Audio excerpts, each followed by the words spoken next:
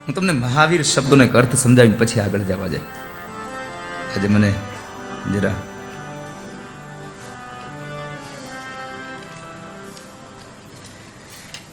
આજે તો ઘણું બધું ટીક કરીને લાવ્યો છું સ્વામી, પણ હવે કઈ વાંધો નહીં, ચાલો મળી તો ગયું.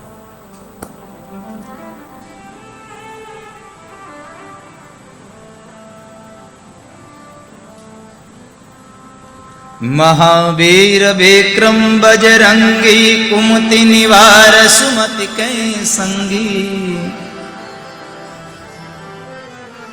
મહાવીર વિક્રમ બજરંગી. મહાવીર એટલે શું? મહાવીરનો અર્થ મારે આપને ખાલી સમજાવવો છે. મહાવીર કોને કહેવાય?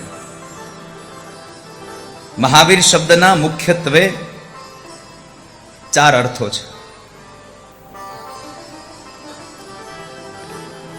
એમાંનો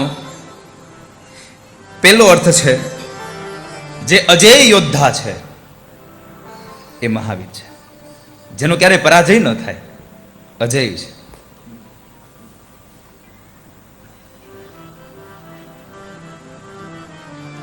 બીજી વાત,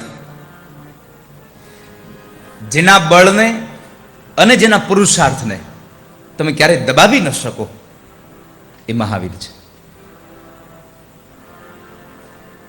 હનુમાનજીને આ દુનિયામાં ક્યારેય કોઈ હરાવી શક્યું જ નથી.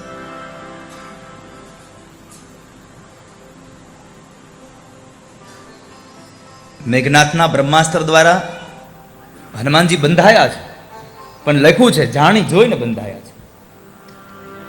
હનુમાનજીને કોઈ હરાવી શકે એવી તાકાત હતી જ નહીં, કારણ કે હનુમાનજીને ડબલ પાવર હતો,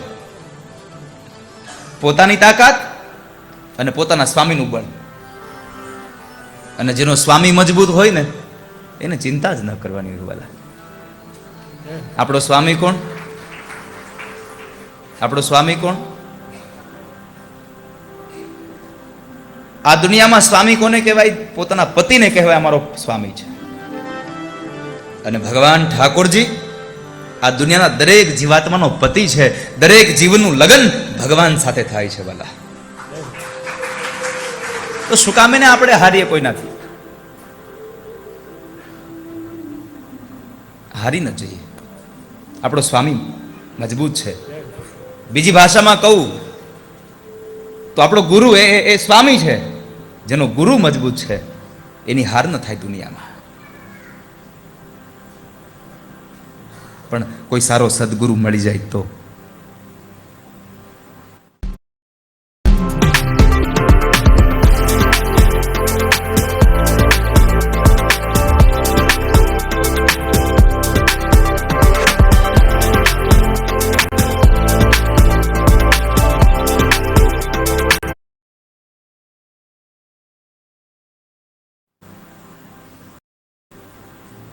મેં ગઈકાલે પણ કહ્યું હતું કે મિલે એસા કોઈ સંત ફકીર જો પહોંચા દે ભવ નદિયા કે તીર. આજે જેને મારા પર ખૂબ પ્રેમ એવા અમારે રાધારમણ સ્વામી, સ્વામિનારાયણ મંદિરના કોઠારી, અને આજે એમના ગુરુદેવ અક્ષર નિવાસી પરમ પૂજ્ય ભગવત ચરણદાસજી સ્વામી, એમની આજે 3જી પુણ્યતિથિ છે. આજે ભગવાનની આ વ્યાસપીઠથી ઠાકોરજીને પ્રાર્થના કરું કે એ જીવાત્માને યદ ગત્વા ન નિવર્તન્તે તદ્ધામ પરમમ મમ. ઠાકોરજી, તમારું નિજ ધામ આપજો, ફરી વાર આ જગતમાં ન આવવું પડે. એ ચેતનાને આજે શ્રદ્ધા સુમન આપીને એને શ્રદ્ધાંજલિ અર્પણ કરું છું, ભાવ અંજલિ કરું છું. જેનો ગુરુ મજબૂત હોય, જેની પીઠબળ સારી હોય, એની હાર ન થાય. કોઈ સારા સદગુરુનું શરણ મળી જાય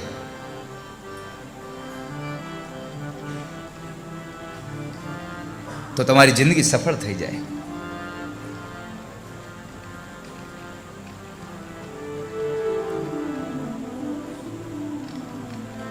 ગુરુના ચરણનું સેવન કરજો. વાલા,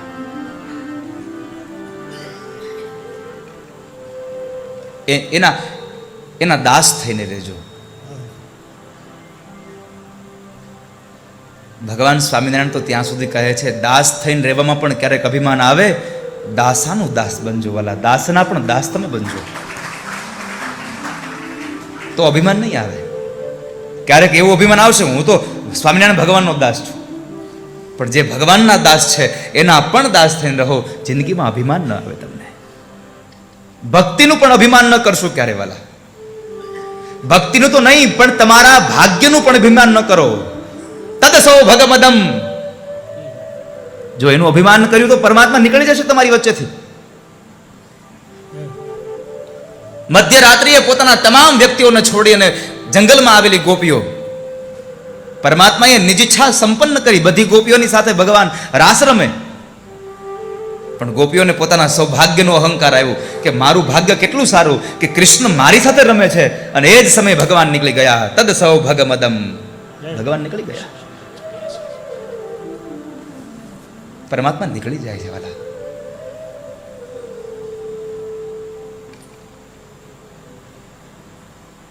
સૌભાગ્યનું પણ અહંકાર ન આવે.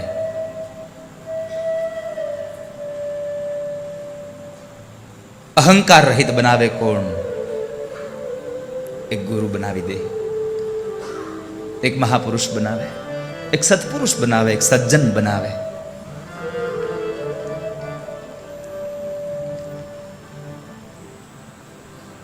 ગુરુ કેવો હોય? જિંદગીને આખી બદલાવી નાખે સાહેબ. સ્વામી વિવેકાનંદ પહાડોમાં નીકળ્યા અને એમાં એક પવહરી બાબા, એક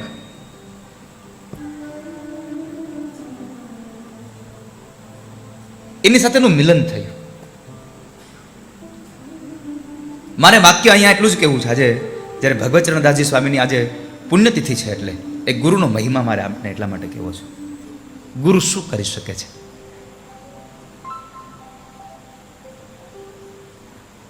સ્વામી વિવેકાનંદ મળે છે અને સત્સંગ થયો.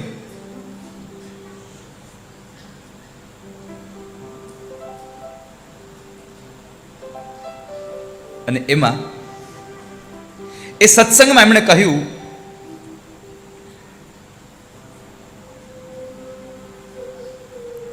કે તમે સ્વામી વિવેકાનંદ ક્યારે પવહરી બાબાનું નામ સાંભળ્યું છે? અરે હા બાપજી, સાંભળ્યું તો બહુ છે અને મને એના પ્રત્યે ખૂબ ભાવ પણ છે.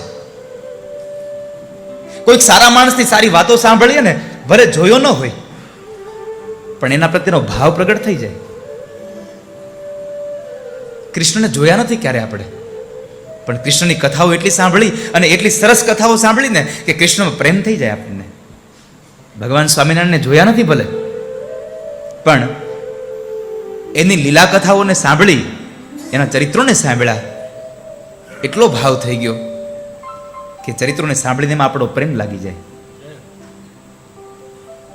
એટલે સ્વામી વિવેકાનંદે કહ્યું કે બાબા, નામ તો બહુ સાંભળ્યું છે, અનુભવ નથી થયો કોઈ દિવસ. શું સામેવાળા એક આમ જોગી બાબાએ કહ્યું, અરે શું એની પ્રતિભા, શું એનો આમ એનો તેજ.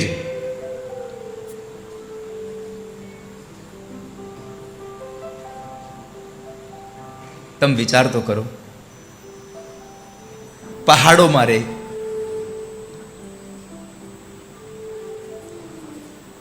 માત્ર શુદ્ધ જળથી સ્નાન કરે, ન એક પણ પ્રકારનો સાબુ કે શેમ્પૂનો ઉપયોગ કરે, ન માથામાં તેલ નાખે, અને છતાં એનું તેજ કેટલું આમ જળ હળતું હોય. ગુફાઓમાં રહે, ગિરિકંદરાઓમાં રહે, છતાં એનું કેટલું તેજ આમ જળ હળતું હોય. માત્ર કંદમૂળો ખાય, ફૂલ ખાય, ફળ ખાય, એના ચહેરા પરનું તેજ આપણે એકી નજરે કોઈ સાધુને જોઈ ન શકીએ, એટલું આમ તેજ દીદીપ્યમાન હોય. અને આપણે રોજ ઉઠીને સવારમાં પાવડર લગાડીએ પણ તોય એટલું તેજ તો રહ્યું જ નહીં. અઠવાડિયામાં 2 વખત આપણે મોઢા ધોવરાવીએ તો એ તેજ ન રહ્યું.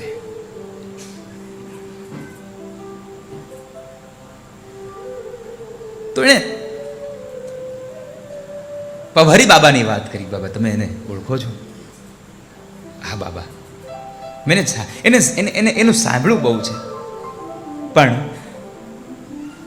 એને મેં ક્યારેય નિહાળ્યા નથી બાપા. એને ક્યારેય મેં જોયા નથી, પણ મેં સાંભળ્યા બહુ છે એમને, સાંભળ્યા બહુ છે. પેલા જોગી બાબાએ એમ કહ્યું, આ સત્ય ઘટનાનો પ્રસંગ છે જયરામભાઈ, બહુ અદ્ભુત છે. મને સ્વામી આજે મને પ્રસંગ મળ્યો, મને અદ્ભુત આમ આમ હૃદય સ્પર્શ થયો. એક માણસ આટલું બધું કરી શકે.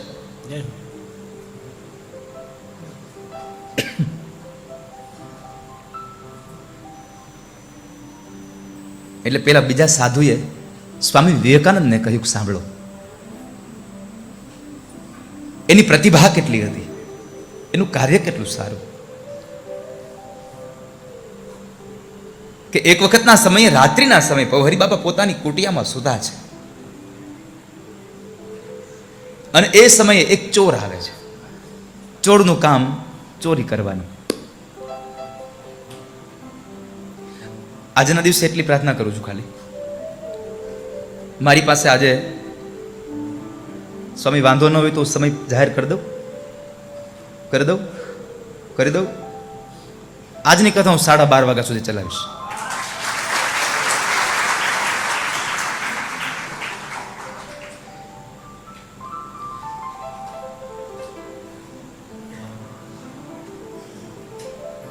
સાડા 12 તો હું કહું છું હો, નક્કી નહીં સ્વામી, 12:30 કહું છું. વિજયભાઈ,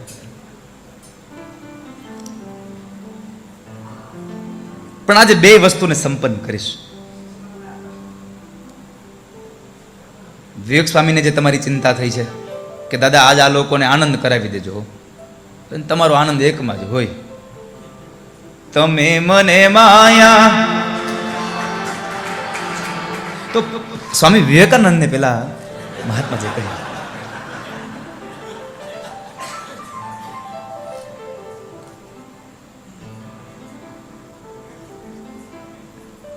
કે બરાબર ચોર અડધી રાત્રે બાબાની કુટિયામાં આવ્યો અને ચોર રાતે જ આવે. આજ મારે કેવું હોય તો તમને જો દુઃખ ના લાગે તો કહું, તમે બધા આજે ચોર છો, તમારી હારે હું પણ મહાચોર છું. નામના લૂંટારા છીએ સાહેબ, આજે હરિના નામના લૂંટારા છે. અહીંયાથી આપણે પરમાત્માનું નામ લૂંટીને જવા આવ્યા છીએ, લૂંટવા માટે. અહીંયા કોઈની ભૌતિક સંપદાને લૂંટવા ક્યાં આવ્યા છીએ? અહીંયા તો અલૌકિકને લૂંટવા આવ્યા છે. આજે કાલે હોલિકા દહન છે. હોલિકા દહનના સમયે એટલું પણ આપને આજે શુભેચ્છા આપી દઉં એ ધૂળેટીની, કે કાલે હોલિકા દહન જેમ થાય છે, એ દહનની અંદર અગ્નિમાં જેમ બધું બળે, એમ હોલિકાની અંદર એ તમે એની પ્રદક્ષિણા કરો ને તો તમારામાં રહેલા કામ, ક્રોધ, લોભ, મદ, મોહ, મત્સર બધું જ બળી જાય એવી ઠાકોરજીને પ્રાર્થના કરું છું. આ તો આપણે એમ કહીએ છીએ હોલિકા એટલે રાક્ષસી.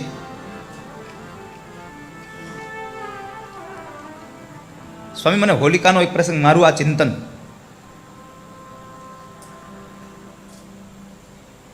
પ્રહલાદને હિરણ્યકશ્યપુએ અનેક જગ્યાએ મારવાના પ્રયત્નો કર્યા. આપણે જેને જેવી દ્રષ્ટિથી જોતા હોઈએ છે ને, કદાચ એવા નથી પણ હોતા. આપણી દ્રષ્ટિ ખરાબ હોય છે તો એનો અર્થ એવો નથી કે દુનિયા પણ ખરાબ છે. દુનિયા તો સારી છે. દુનિયાને સુધારવા કરતા તારી નજરને સુધારી લેવા. દુનિયાને સુધારવાની જરૂર નથી.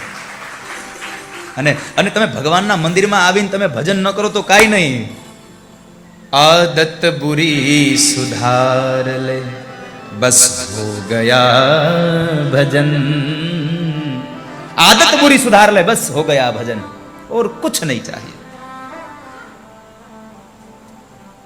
આપણે હોલિકાને રાક્ષસીના રૂપમાં જોઈએ.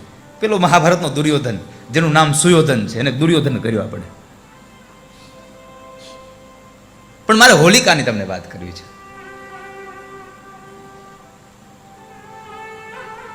પ્રહલાદને ગોદમાં બેસાડે અને ચિતાને આગ લગાડે અને હોલિકા પોતે બળી જાય. ભાગવતની કથા બરાબર છે. કે હોલિકા બળી ગઈ. હવે હોલિકા બળે ક્યાંથી? એની પાસે તો ચુંદડી હતી. ભાસભાઈ મેં તમને ચર્ચા કરી હતી કદાચ. હોલિકા બળે ક્યાંથી? એની પાસે તો અમર એક વરદાનની ચુંદડી હતી સ્વામી, કે એ પોતે ચુંદડી ઓઢીને બેસે એટલે પછી એને અગ્નિ બાળી ન શકે. તો છતાં પ્રહલાદ કેમ બચી ગયો અને હોલિકા બળી ગઈ?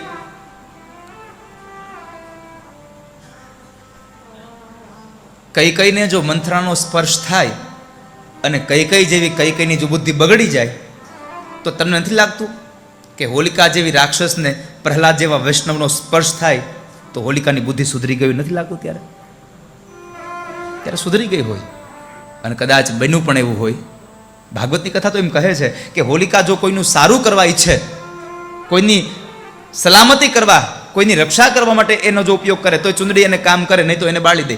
કદાચ હશે, પણ મારું મંતવ્ય એવું છે કે પ્રહલાદ જેવા વૈષ્ણવને પોતાની ગોદમાં લીધો અને પ્રહલાદ જેવો ભગવાનનો પરમ ભક્ત જ્યારે એ હોલિકાના શરીરને સ્પર્શ કરે તો કદાચ વૈષ્ણવનો સંગ થયાથી હોલિકાની બુદ્ધિ સુધરી ગઈ હોય અને એને અંતમાં વિચાર આવી ગયો હોય કે મારે હવે અહીંયા રહેવી શું કરવું, હું તો કોઈકનું ખરાબ જ કરું છું, જે બીજાના જીવનને સુધારીને મારવો એના કરતાં લાવને એને બચાવી લઉં. એટલે પોતાના માથેથી કદાચ ચુંદડી ઓઢાડી કાઢી અને પ્રહલાદને ઓઢાડી હોય. આવું પણ બની શકે વાલા, બની શકે, સંભવ છે આ દુનિયા.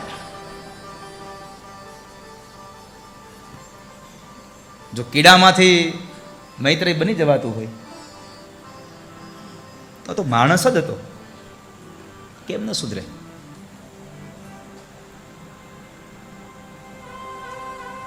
તો પેલો ચોર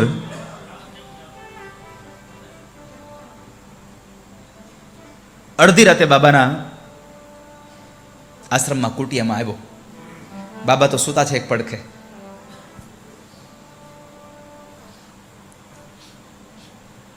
અને પેલો ચોરને બીજું કંઈ મળ્યું નહીં એટલે થયું કે લાવ બાબાના વાસણ છે ને એ ભરતો જાવ. એટલે એણે એક આમ ચાદર પાથરી એક પછી એક વાસણ માંડ્યો ભરવા. હવે વાસણ બે અડે એટલે અથડાય એટલે અવાજ આવવાનો સ્વાભાવિક છે. વાસણનો અવાજ આવ્યો ને બાબા પડખું ફર્યા, કોણ?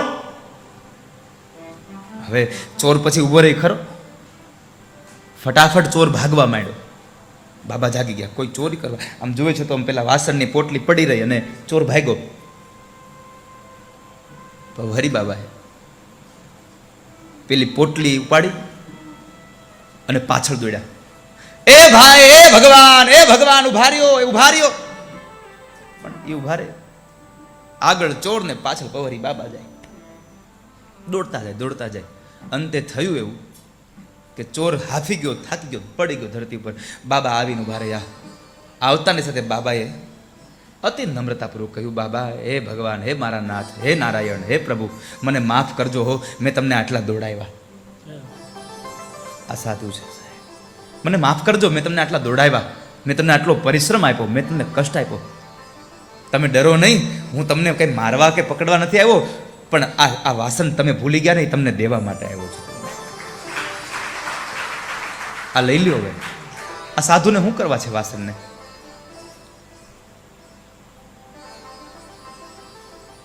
ઓલા ચોરને ભવરી બાબા પગે લાગે છે.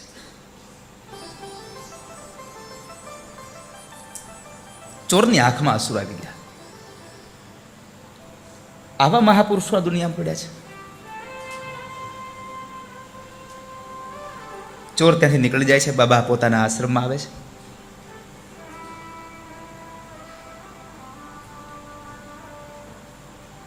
પેલા મોટી મોટી જટા અને વૃદ્ધવાળા બાબાએ સ્વામી વિવેકાનંદને કહ્યું, એ ચોર ભાગી ગયો ને. બાબા પોતાના આશ્રમમાં ગયા. ચોરનું આખું જીવન પરિવર્તિત કરી દીધું એણે. આ વાત સાંભળીને સ્વામી વિવેકાનંદે કહ્યું, કરે બાબા, બહુ સરસ થયું. આ વાત મેં કોઈ દી સાંભળી નહોતી. મેં બાબાની ઘણી વાતો સાંભળી છે, પણ આ વાત નહોતી સાંભળી. તમે ક્યાં સાંભળી? અને ત્યારે વધારેલી જટા અને વધારેલી દાઢીવાળા એ બાબાએ આંખમાંથી અશ્રુની ધારા સાથે એટલું કહ્યું, ભાઈ, મેં સાંભળ્યું નથી, મેં તો અનુભવ્યું છે. જે ચોર હતો ને હું પોતે છું. હું ચોર પોતે છું બાબા. હું હું ચોર પોતે છું. ચોરમાંથી સાધુ બનાવી દેવાની તાકાત સાહેબ મહાપુરુષોમાં સમાયેલી છે. એટલા માટે કહું છું, કોઈ ગુરુનું શરણ સેવજો વાલા, કોઈ ગુરુનું ચરણારવિંદ લેજો.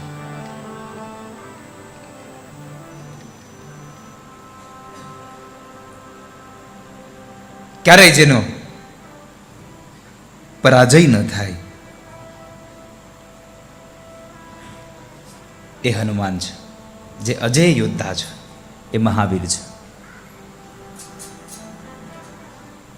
બીજાને જીતે એ વીર કહેવાય.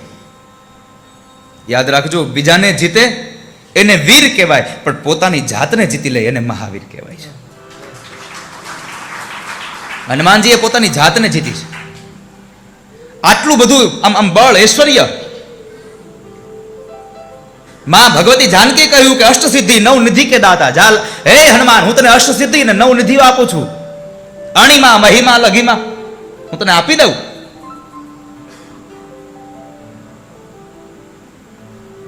એનો પણ લેશ માત્ર અહંકાર જેને ન આવ્યો, પોતાની જાતને જીતી રાખી. એટલે મેં ગઈકાલે કહ્યું હતું, હનુમાનજી લંકામાં જાય અને પાછા પણ આવી શકે એનું એકમાત્ર કારણ છે હનુમાનજી નિર્મોહી છે.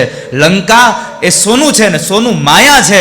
માયા પણ હનુમાનને સ્પર્શ ન કરી શકે, કારણ કે નિસ્પૃહી નિર્મોહી છે.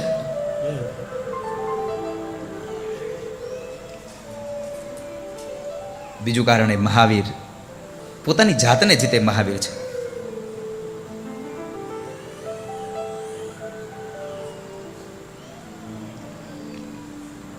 ચીનના પ્રસિદ્ધ ચિંતક લાઓ ત્સે એક વાક્ય કહ્યું છે, બીજા પરનું આધિપત્ય એ તાકાત છે. બીજા ઉપરનું આધિપત્ય એ તાકાત છે, પણ સ્વયં પરનું આધિપત્ય એ બળ છે. તમારી તાકાતથી તમને કોઈને બેસાડી શકો, પણ જ્યારે તમે તમારી જાતને પોતાને બેસાડો ને ત્યારે તાકાત નથી, તમારું બળ છે. હું મારી જાતને પણ બેસાડી શકું. આ દુનિયામાં બધાને બેસાડી શકીએ, આપણે પોતાની જાતને ન બેસાડી શકીએ. આપણી જાતને ન બેસાડી શકીએ.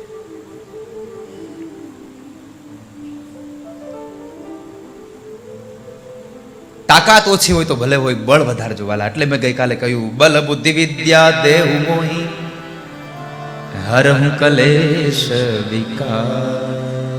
બળ મળે પોતાની જાતને બેસાડવાનું. બીજાને જીતવા બહુ સહેલા છે, પોતાની જાતને જીતવી બહુ અઘરી છે. અને એમાં પણ આ મનને જીતવું અતિ દુર્લભ છે, બહુ દુર્લભ છે.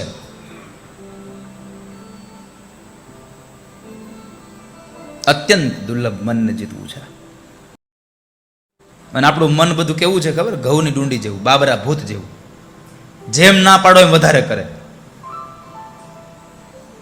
આ બધા ખેડૂત છો એટલે ખબર હશે કે પેલી ઘઉંની ડુંડી આમ કપડામાં ચડે ને પછી જેટલી વાર આમ ખંખેરો ને એટલી ઊંચી ચડે.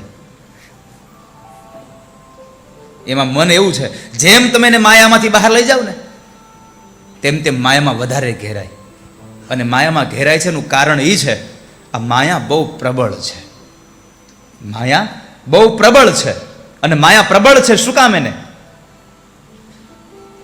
કોઈ સામાન્ય ચિત્રકાર ચિત્ર દોરે અને કોઈ શ્રેષ્ઠ ચિત્રકાર ચિત્ર દોરે તો શ્રેષ્ઠ જે ચિત્રકાર છે એનું ચિત્ર સારામાં સારું બને.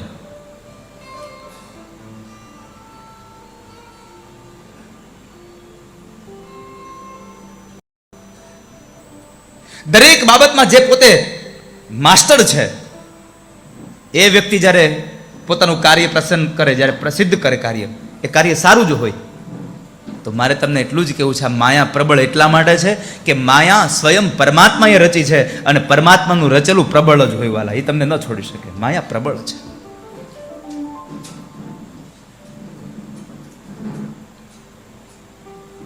પોતાની જાતને જીતવાનો એ બહુ બહુ અઘરું છે.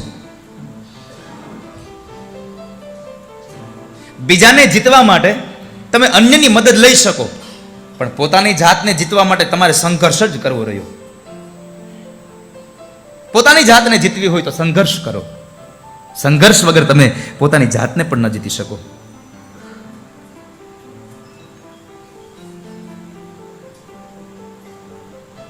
સૌથી અગત્યની વાત કહું, બીજા ઉપર તમે જ્યારે કોઈ તમે આમ વિજય મેળવો ને, એ હંગામી છે, કાયમી નથી. ભાગવતના 10મ સ્કંદમાં જરાસંધે પહેલી વાર જ્યારે ચઢાઈ કરી મથુરા ઉપર, ત્યારે ભગવાન કૃષ્ણએ એની સૈન્યને હણ્યું, જરાસંધને જવા દીધો. એ જીત હંગામી હતી, કારણ જરાસંધ બીજી વખત આવ્યો. બીજાના ઉપર તમે જીત મેળવો એ હંગામી છે, કારણ કે ગમે ત્યારે એ બળવો પોકારી શકે. પણ જ્યારે તમે પોતાના ઉપર જ્યારે તમે વિજય મેળવો ને, એ શાશ્વત છે. એ શાંતિ સિવાય બીજું કશું તમને ના આપી શકે. પોતાની જાતમાંથી જ્યારે કોઈ વિજય મેળવે, માટે બીજાને જીતવાના પ્રયત્નો કરવા કરતા પોતાની જાતને જીતો. પણ આપણે તો આ દુનિયાને જીતવાના પ્રયત્નો કર્યા, કોઈ દી આ જગતને જીતવાના પ્રયત્નો કર્યા, કોઈ દી જગદીશ્વરને જીતવાના પ્રયત્નો ન કર્યા.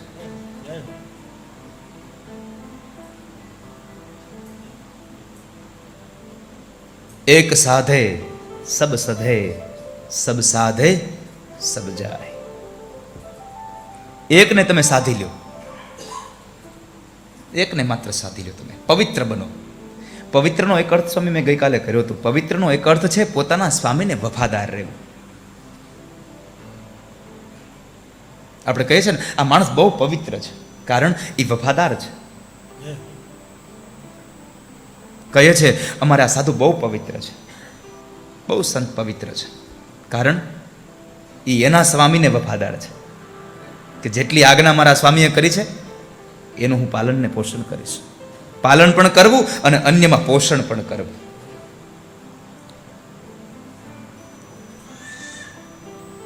પોતાની જાતને જીતે મહાવીર છે.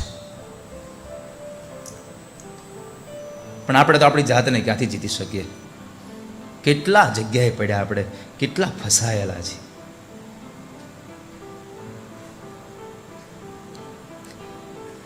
મહાવીર કોણ? બુદ્ધિરૂપી હાથીના આ સારથીના હાથમાં, બુદ્ધિરૂપી સારથીના હાથમાં મનની લગામ દ્વારા ઇન્દ્રિયો રૂપી ઘોડાને અધ્યાત્મના પથ ઉપર કુશળતાપૂર્વક દોડાવે ને, એ આ જગતનો સાચો મહાવીર છે. અધ્યાત્મના પથ ઉપર જે પોતાની ઇન્દ્રિયોને દોડાવે. નકર આપણી ઇન્દ્રિયો તો ક્યાંની ક્યાંય દોડે છે. રસ, રૂપ, ગંધ, સ્પર્શ અને શબ્દ, આ 5 ઇન્દ્રિયો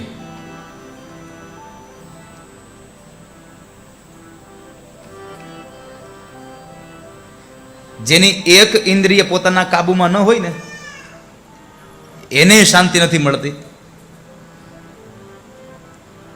તો 5 જેના હાથમાં નથી રહેતી એનું શું થાય? એટલે સ્વામી ભગવાન શંકરાચાર્ય પોતાના વિવેક ચૂડામણીમાં અત્યંત સુભાષિત સારું લખ્યું છે. કુરંગ માતંગ પતંગ મીન ભૃંગા નર પંચભિરંચિત કિમ.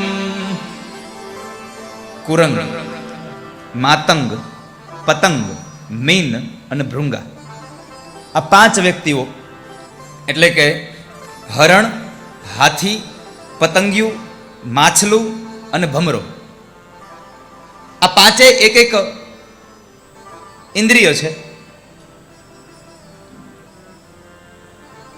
રસ, રૂપ, ગંધ, સ્પર્શ અને શબ્દ. એકની અંદર એક જ માત્ર લક્ષણ, છતાં પણ જો એ મૃત્યુ પાસે દોડીને જતું હોય તો આપણે તો 5 ને પકડીને બેઠા છે. પેલો બતાવ્યો કુરંગ. કુરંગ એટલે હરણ. હરણ છે એ સંગીતનું રસિક હોય છે. શિકારી જ્યારે જંગલમાં જાય ને ત્યારે આમ એને હરણ ન મળે ને પછી બીનના સૂરો વગાડે.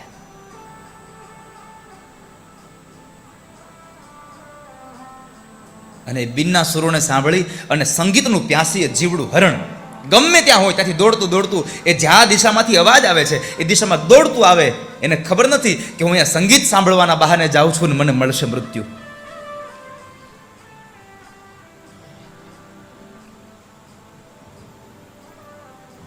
અને અંતે હરણ સંગીતનું પ્યાસું શિકારીનો લાગ જોઈને મારી દે છે. સુરો જ્યાં બીન ના સુણી, હરણ તું દોડતો ના જા. સુરો જ્યાં બીન ના સુણી, હરણ તું દોડતો ના જા. કારણ વિંધાવી બાણ ના કરતા મજા છે દૂર રહેવામાં. વિંધાવી બાણ ના કરતા મજા છે દૂર રહેવામાં. સમીપ સંતાપ છે જા જા, મજા છે દૂર રહેવામાં. સમીપ સંતાપ છે જા જા અને મજા છે દૂર રહેવામાં. બહુ નજીકમાંય મજા નથી અને બહુ દૂરમાંય મજા નથી. તમને બહુ આગળ બેહવાનો શોખ થાય, હવે તમે અહીંયા વ્યાસપીઠની હાવા બે જાવ તો ન તમે મને દેખાવ કે ન હું તમને દેખાવ, પછી સંતાપ થાય. ને કદાચ થોડાક આગળ બેઠા હો તો સારું હતું. અને બહુ આમ દૂર રહ્યો તોય સંતાપ જાગે, કઈ દેખાતું નથી. ન મને તમે દેખાવ ન હું તમને દેખાવ. એટલે બહુ દૂર રહેવામાં પણ મજા નથી અને બહુ સમીપ આવવામાં, બસ મધ્યમ રહેવામાં મજા છે વાલા. ન ઉપર ઊંચી જવામાં આકાશમાં મજા છે, ન પાતાળમાં મજા છે. ધરતી ઉપર પગ રાખીને હાલવામાં મજા છે. અમુક અમુકને થોડુંક વધે ને તો પગ આમ અડે નહીં. હા, બે ઊંચા રહે.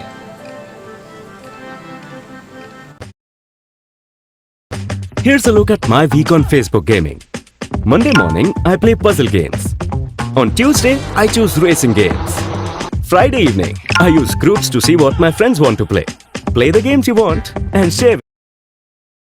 હા, બે ઊંચા રહે.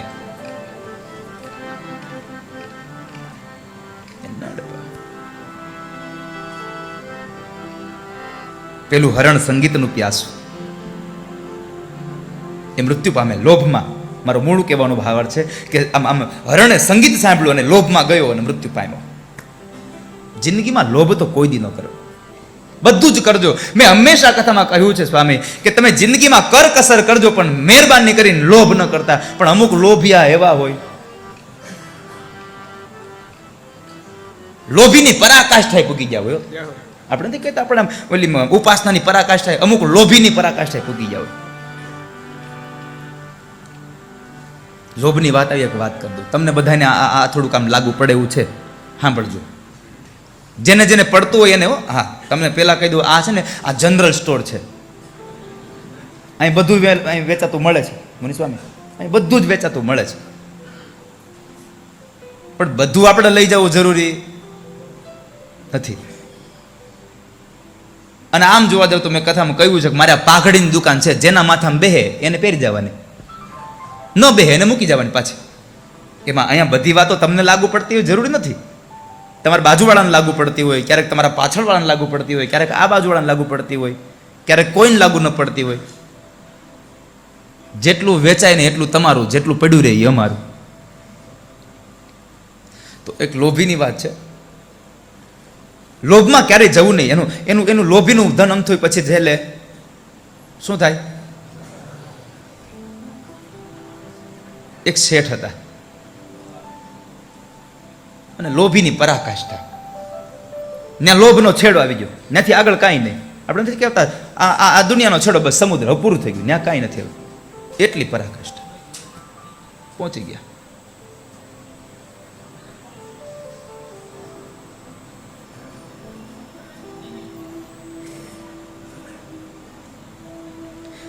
શેઠ એટલા લોભી, એનો એક મુનિમ, એને ખબર આ શેઠ એટલા લોભી છે ને.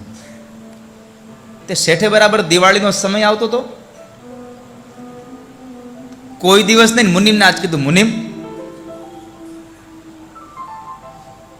હાલો આજ સાંજે આપણે દૂધપાક બનાવી. દૂધપાક. આને ખબર કે આ દૂધપાક બનાવશે પણ મારા ભાગમાં તો સુગંધ સિવાય કાંઈ નહીં આવે, અને સુગંધ લીધા પછી ખોટો જીવ બાળવો.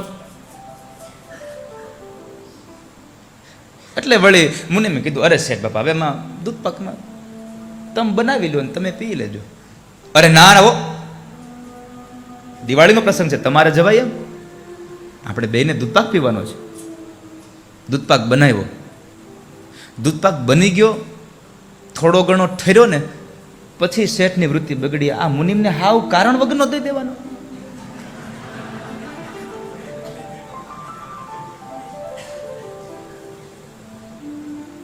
મુનિ શબ્દનો અર્થ છે સ્વામી,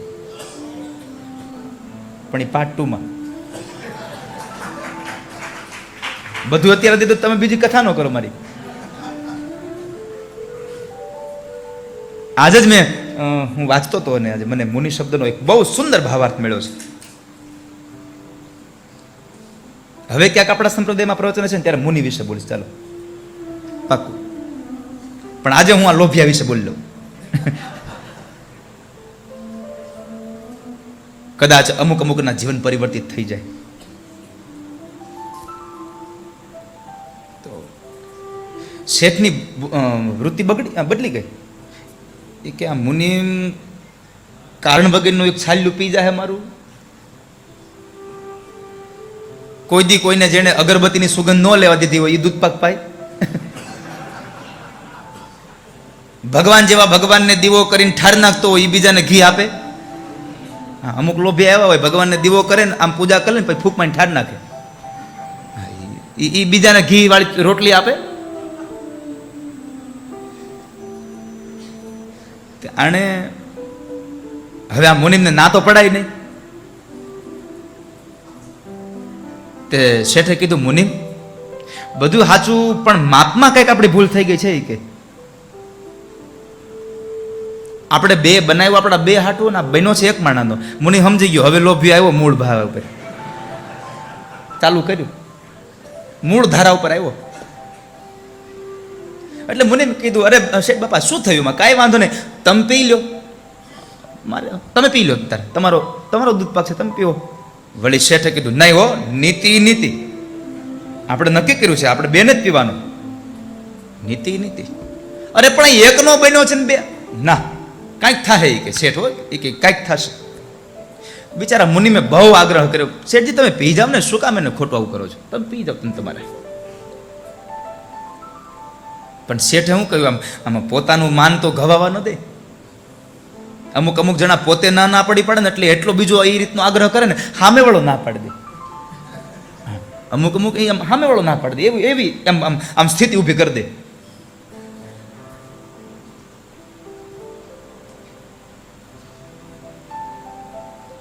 મહેમાન આવ્યા હોય ઘરે,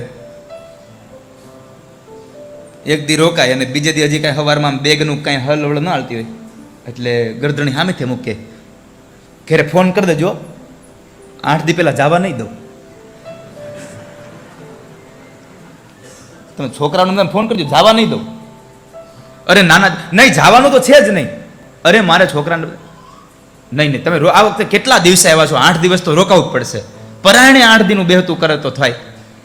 મહેમાન સમજીને કહી દે, મારે આજ તો નીકળી જવું પડશે. પણ તમારે આજ નીકળવું હોય તો વહેલા જ નીકળવું પડે, નકર તમે પછી દી આઠમે પૂગો તો વાહન ન મળે.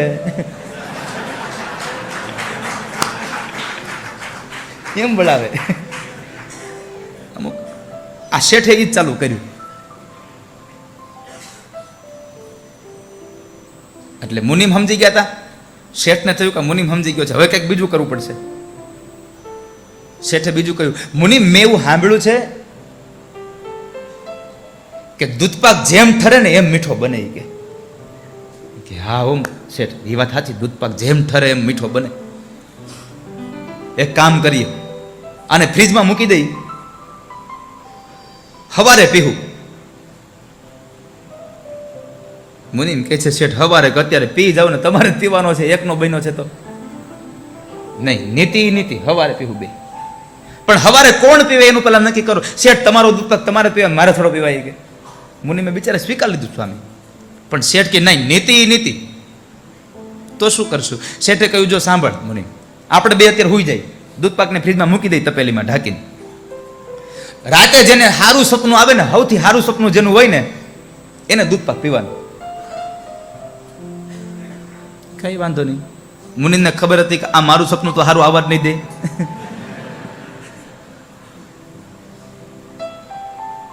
આજ રાધારમણ સ્વામી, તમારી જે અધૂરી ઈચ્છા ન્યા હતી ને, એ આજ હું અહીં પૂરી કરું છું. ને તમે ઘડી ઓલું તાળું તોડ્યું પણ તૂટ્યું નહીં. તો ભલે શેઠ સવારે બે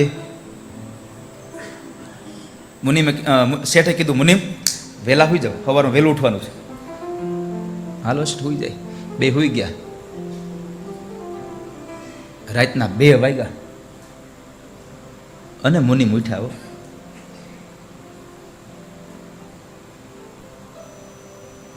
શેઠ તો ઘસઘસાટ ઊંઘે છે. મુનિમને ખબર હતી આ લોભીઓ સવારે મારા ભાગમાં દૂધ પાક આવવા દે નહીં. પછી કે સવારે જે થવું હોય ભલ થાય, અત્યારે હુતા છે ને ત્યાં હું મારું પતાવી લઉં. મુનિમ ગયા દરવાજામાં. દરવાજાની આમ આમ આમ બહારથી દીધેલું હતું, ધીમે એક દઈને આમ, કારણ કે તેલ મૂકતા ભૂલી ગયા હતા થોડાક દીધા, કીચુડ કીચુડ મહાડ કરી ખોલ્યો ધીમે ધીમે. ઓલો આગળીઓ ખુલ્યો ને તો દરવાજો સોટી ગયેલો. હવે તો ધક્કો મારે તો અવાજ આવો, આમ ઊંચો કરીને ધીમેકથી મૂક્યો. આમ મીંદડી પગે મુનિમ અંદર રૂમમાં ગયા, ફ્રીજવાળા રૂમમાં. દરવાજો બંધ કર્યો, હાકળ દીધી અને હાણસી ભરાઈ દીધી અંદર. પેલા હાણસી જ હતી, તાળા નહોતા. કા વેમણું ભરાવે ને કા હાણસી ભરાવી દે. ફ્રીજ ખોલ્યું, તપેલી કાઢીને એવો ઠરેલો દૂધ પાક, છાલ્યું ભર્યું, પીધો. પેલા છાલ્યામાં રસ આવ્યો, બીજું છાલ્યું 2:30 વાગે ભર્યું, વધારે રસ આવ્યો. ત્રીજું આમ છાલ્યું ભરીને ત્યાં તપેલીનું તળિયું ખખડ્યું. મુનિમ કે આ તો પૂરું થઈ ગયું. તઈ ખબર પડી કે આખી તપેલી પી ગયો હું. પણ કાંઈ વાંધો નહીં. મુનિમે શેઠના હાથ નીચે તૈયાર થયેલો, એણે તપેલી આમ ઊંધી વાળી, પીધું. તપેલીમાં થોડુંક રહી ગયું હતું, પાણી નાખ્યું, ઈ પી ગયો. પાણી નાખીને ઈ પી ગયો. અને પાછું હતું એની પરિસ્થિતિમાં આમ આમ આમ છીબું ઢાંકી તપેલી અંદર ફ્રીજમાં મૂકીને દરવાજો બંધ કરીને ધીમેકથી હાણચી કાઢી દરવાજો ખોલ્યો. એની સ્થિતિ પાછો ઊંચો કર્યો, દરવાજો ધીમેકથી લીધો અને પાછો આગળ્યો દઈ આમ મિજાગરો. પોતે તો ઘસઘસાટ વહી ગયો. 2.5 વાટકા દૂધ પીવે પછી ઊંઘ આવે ને રાતે, અને નસકોરા ચાલુ થયા હોય મુનિમના. આ બાજુ મુનિમ 3 વાગે હોઈ ગયા અને સવારમાં વહેલા 5 વાગે શેઠ જાગ્યા. એ તો નાઈ ધોઈને તૈયાર થઈ ગયા. હજી મુનિમ તો ઘડરાટી બોલાવે. 8 વાગ્યા, 9 વાગ્યા. હવે શેઠે કીધું તું કે 2 જાગીશું, સ્વપ્નાની વાત કરીશું, પછી આપણે આ દૂધ પાકને કાઢીશું.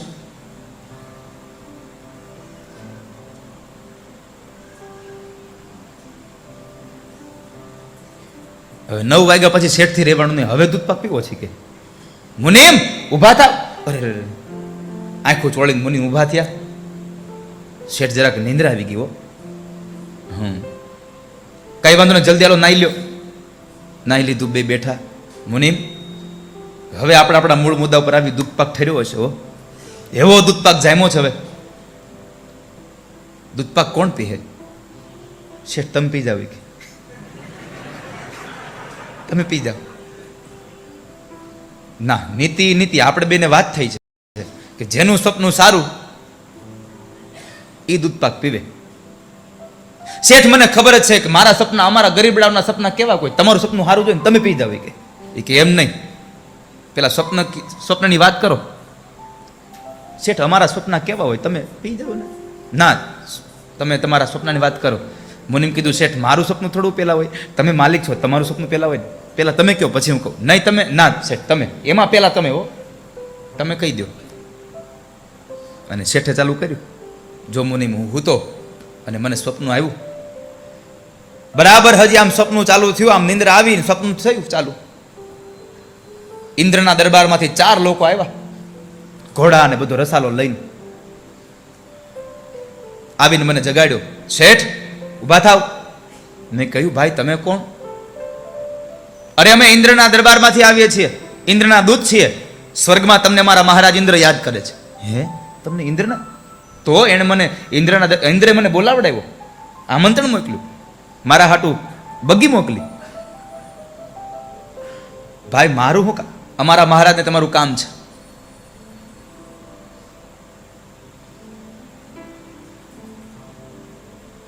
હું ગયો એની સાથે. સ્વર્ગમાં મારી સ્વાગત થયું. અપ્સરાઓ નૃત્ય કરે, લોકો મારા ઉપર આમ અત્તર છાંટે, ફૂલડા વેરે, મોતી વેરે. અરે મુનિમ, હું ગયો ને ત્યાં મારા માટે આમ આમ આમ રેશમી રૂમાલો પાથરા. મને કહ્યું તમે આની ઉપર હાલો શેઠ. એના ઉપર ચાલતો જતો હતો, હજી આમ બરાબર સ્વર્ગના સભા મંડપ પાસે પહોંચવા આવ્યો ત્યાં તો ઇન્દ્ર આમ ઉપર દોડતા આવ્યા. મુનિમ શેઠ આવ્યા અને મને આમ પગે લાગ્યા, બથમાં ભરી લીધું અને મારો હાથ પકડીને મને લઈ ગયા. જે ઇન્દ્રાસન ઉપર ઇન્દ્ર બેસતા હતા એને ત્યાં મને બેહાડ્યો અને મારી બાજુમાં એ બેઠા. મેં એને પૂછ્યું કે ઇન્દ્ર મને અત્યારે બોલાવવાનું કારણ?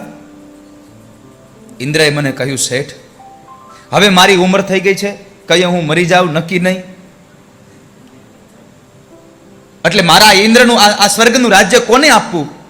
કોઈક સારો વ્યક્તિ હોય તો મારે એને રાજ્ય આપવું છે, એટલે મને તમે જરાક નજરમાં ચડ્યા એટલે મેં તમને બોલાવડાવ્યા છે. એનું રાજ્યનો રાજા બનાવવા માટે મને બોલાવ્યા. પછી શું થયું મારા શેઠ? બધી વાત નક્કી થઈ પછી મારી નીંદર ઉડી ગઈ. કે મુનિમ કહે શેઠ બહુ સારું સપનું કે તમારું, તમે દૂધ પાક પી જાઓ, હવે મારું સપનું ન હાલે અહીંયા. નહીં, તમે સપનાની વાત તો કરો જ, અને હવે સાંભળજો સ્વામી સપનું. મુનિમનું સપનું સાંભળ્યા જેવું છે. મુનિમ કહે શેઠ હું કહું બાપા તમને, મારું સપનું તો કાંઈ નથી.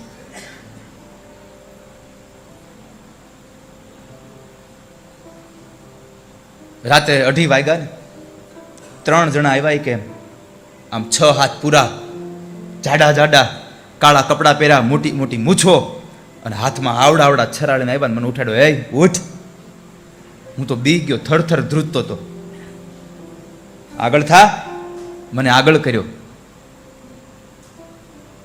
રસોડાના દરવાજે લઈ ગયા.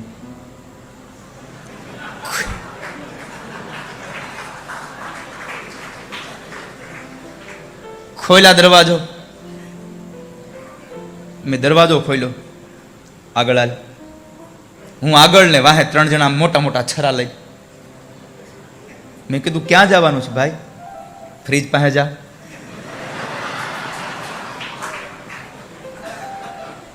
ખોલ ફ્રીજ. ફ્રીજ ખોલ્યું, દૂધપાકની તપેલી લે.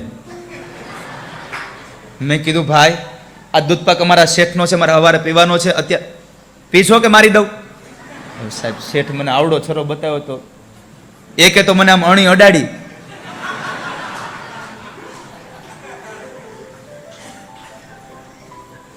ઉઘાડ છીબું. અને 3 જણાએ શેઠ મને આમ છરી બતાવીને એક છાલ્યું દૂધપાક પાયું. તપેલીમાં થોડુંક હતું તો એમાં પાણી નાખીને ઈ મને પાયું. મેં એને કીધું કે ભાઈ આ અમારા શેઠ માટે દૂધપાક છે, તમે મને રહેવા દો, પણ મને છરો બતાવે, મારે કરવું હું? અરે પણ મુનિમ તને આવું બધું થયું, તારે મને બોલાવાય તો ખરો ને. શેઠ હું બોલાવા આવ્યો તો પણ તમે ઇન્દ્રના ઇન્દ્રાસન ઉપર બેઠા હતા. કે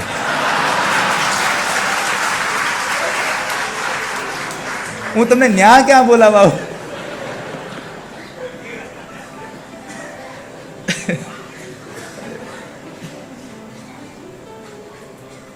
અરે મુનિમિયા, પણ શેઠ સાચું કહું ને, તમે કહેતા હતા એમ જ હો. દૂધપાક ઠર્યો પછી એટલો ગળ્યો થયો, એટલો.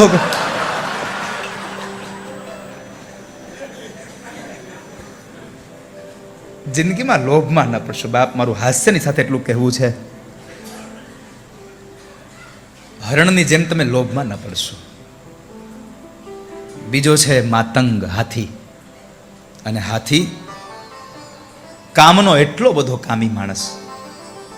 હાથીને પકડવા માટે પછી કોઈની તાકાત હાલે ન ચાલે, પણ પછી એને પકડવા માટે એક ઊંડો એવો ખાડો ખોદાવવામાં આવે અને પછી હાથીને લઈને એમાં કામને વશ હાથી દોડતો આવે અને ખાડમાં પડે અને હાથી મહાવતને વશ થઈ જાય છે, મૃત્યુ પામે છે. ત્યારબાદ પતંગ. રૂમમાં એક નાનો એવો દીપ જલતો હોય અને એના અંજવાળે રૂમમાં પતંગિયાઓ ઉડતા હોય, પણ એ થોડા અમથા અંજવાળાનો એને સંતોષ ન થાય અને વધારે પડતા પ્રકાશને પકડવાના એ મોહમાં અંતે દીવાને પકડવામાં માણસ બળીને મરી જાય છે. પેલી માછલી સ્વાદની પ્યાસી. પેલી માછલી સ્વાદની પ્યાસી. સ્વાદની ત્યાસી માછલી. લોટની પેલી ગોળીનો સ્વાદ ચાખવા જાય અને કાંટામાં જીભ ફસાઈ જાય અને અંતે પોતે મૃત્યુ પામે છે. અને છેલ્લે ભમરો સાંજના સમયે બરાબર એ કમળના પાંદડાઓ પર બેસી બેસી એની કળીઓમાંથી રસને લેતો હોય. એને ખબર છે કે હમણાં સંધ્યા ઢળશે એટલે કમળ બીડાઈ જશે ને હું મરી જઈશ. પણ કેવી આશા લઈને બેહે કે ભલે ને સંધ્યા ઢળે પણ પાછો સૂરજ ઉગશે અને કમળ ખીલશે, હું પાછો મુક્ત થઈ જઈશ. પણ એને ખબર નથી કે સવારનો સૂરજ ઉગે અને કમળનું પુષ્પ ખીલે એના પેલા માતંગ હાથી આવી આવી અને કમળને ઉખાડી નાખી દેશે તો હું નહીં નીકળી શકું બહાર. સુગંધનો રસિયો, આ લોભી, આ પાંચ જો એક એક પ્રકારના લોભમાંથી ન છૂટી શકતા હોય તો માણસમાં તો આ બધું પડ્યું છે. માણસ કેમ છૂટી શકે? નરહ પંચ ભૈરંચિત કિમ. પાંચ પ્રકારમાંથી માણસ કેમ છૂટે? માટે પોતાની જાતને જીતે એ મહાવીર છે. જેમણે મનને જીતું એ મહાવીર છે. પોતાના મનને જીતો. પોતાનું નબળું મન, પોતાનું અસ્થિર મન અનેક ઈચ્છાઓનો ગુલામ બનાવે છે માણસને. મનને નબળું ન પડવા દો. અને એમાં પણ ખાસ કરીને ભક્તિમાં તો મન નબળું પડવું જ ન જોઈએ, ગમે તે થઈ જાય. એટલે તો સમઢિયામાં માં ગંગા સતી પાનબાઈને કહે છે,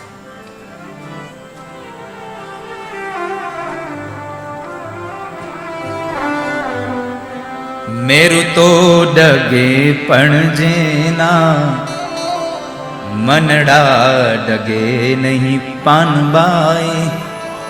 ભાંગી રે પડે ભલે બ્રહ્માંડ,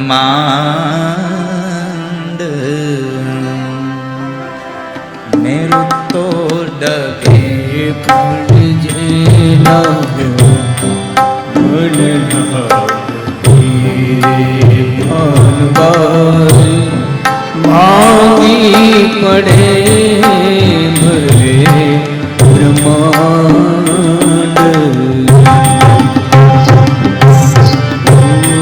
ભક્તિ કરો તો તમે એવી રીતે કરજો રે.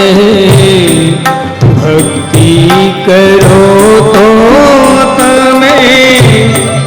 એવી રીતે કરજો રે.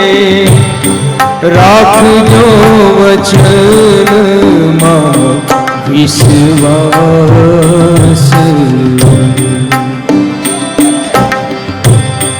ગંગા સતી જ્યારે આવું લોડું બોલિયા એને રે કહીએ હરિના દાસ. મેરું ડગે તો ભલે ડગે, પણ ભક્તિના માર્ગમાં હે પાનબાઈ મન ડગવું જોઈએ. પોતાના મનને જે જીતે છે એ મહાવીર છે.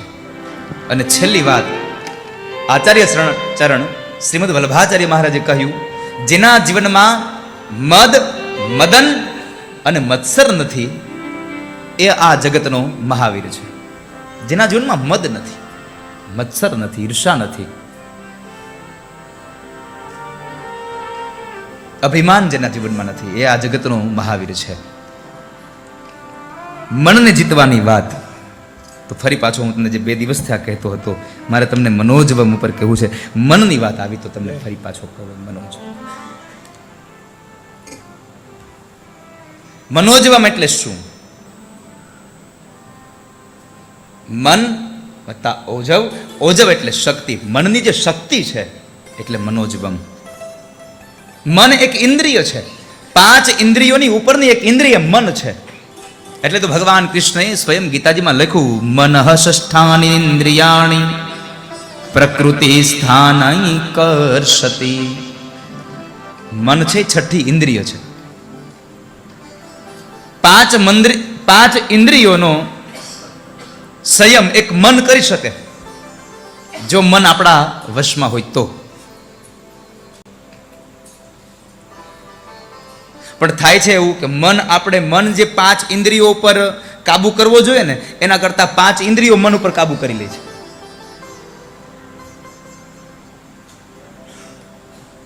એટલે પછી આપણું મન આપણને જેમ કહે એમ કર્યા કરીએ. આ દુનિયાની આપણી શરીરની જે ઇન્દ્રિયો છે એ બધી જ ઇન્દ્રિયો તમારા વશ ન થાય તો કાંઈ નહીં, માત્ર ને માત્ર એક મન નામની ઇન્દ્રિય જો તમારા વશ થઈ જાય ને તો બાકીની બધી ઇન્દ્રિયો આપોઆપ વશ થઈ જાય. આ જ રીતે એક જ ભાવ, આ દુનિયા તમારા વશમાં થાય કે ન થાય એની ચિંતા ન કરતા એકમાત્ર જગદીશ્વરને રાજી કરવાના પ્રયત્નો કરો. દુનિયાને તો આમ તેમ કરીને તમારા ઉપર રાજી થવું પડશે. ભગવાન જેના ઉપર રાજી થાય એના ઉપર દુનિયા રાજી થઈ જાય.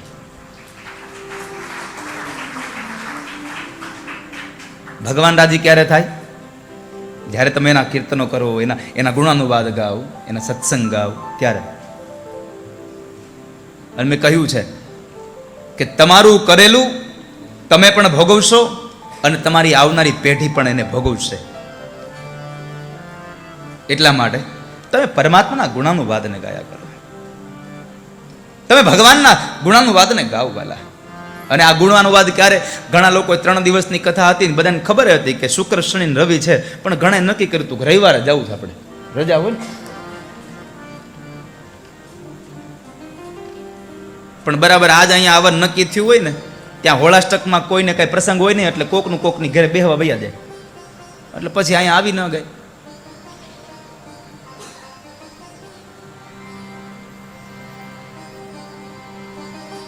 જ્યારે પણ અવસર મળે ત્યારે વાલા પરમાત્માના નામનું મહિમા ગાઈ લેજો. પછી કોને ખબર છે કાલ સવારે આવીશું કે નહીં. હવે હું એમ કહું છું કે આપણે ચલો અહીંયા કાલે પૂર્ણિમા છે, એના વળતે દિવસે ધૂળેટી છે, અનેક પ્રકારના રંગો ઉડાવીશું.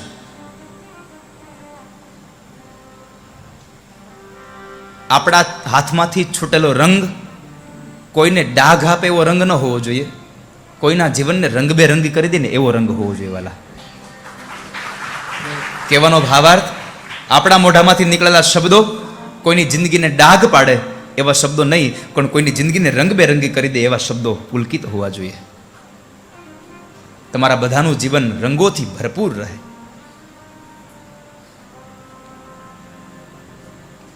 પણ આ બધો અવસર ક્યારે? આપણું મન એમાં લાગે તો.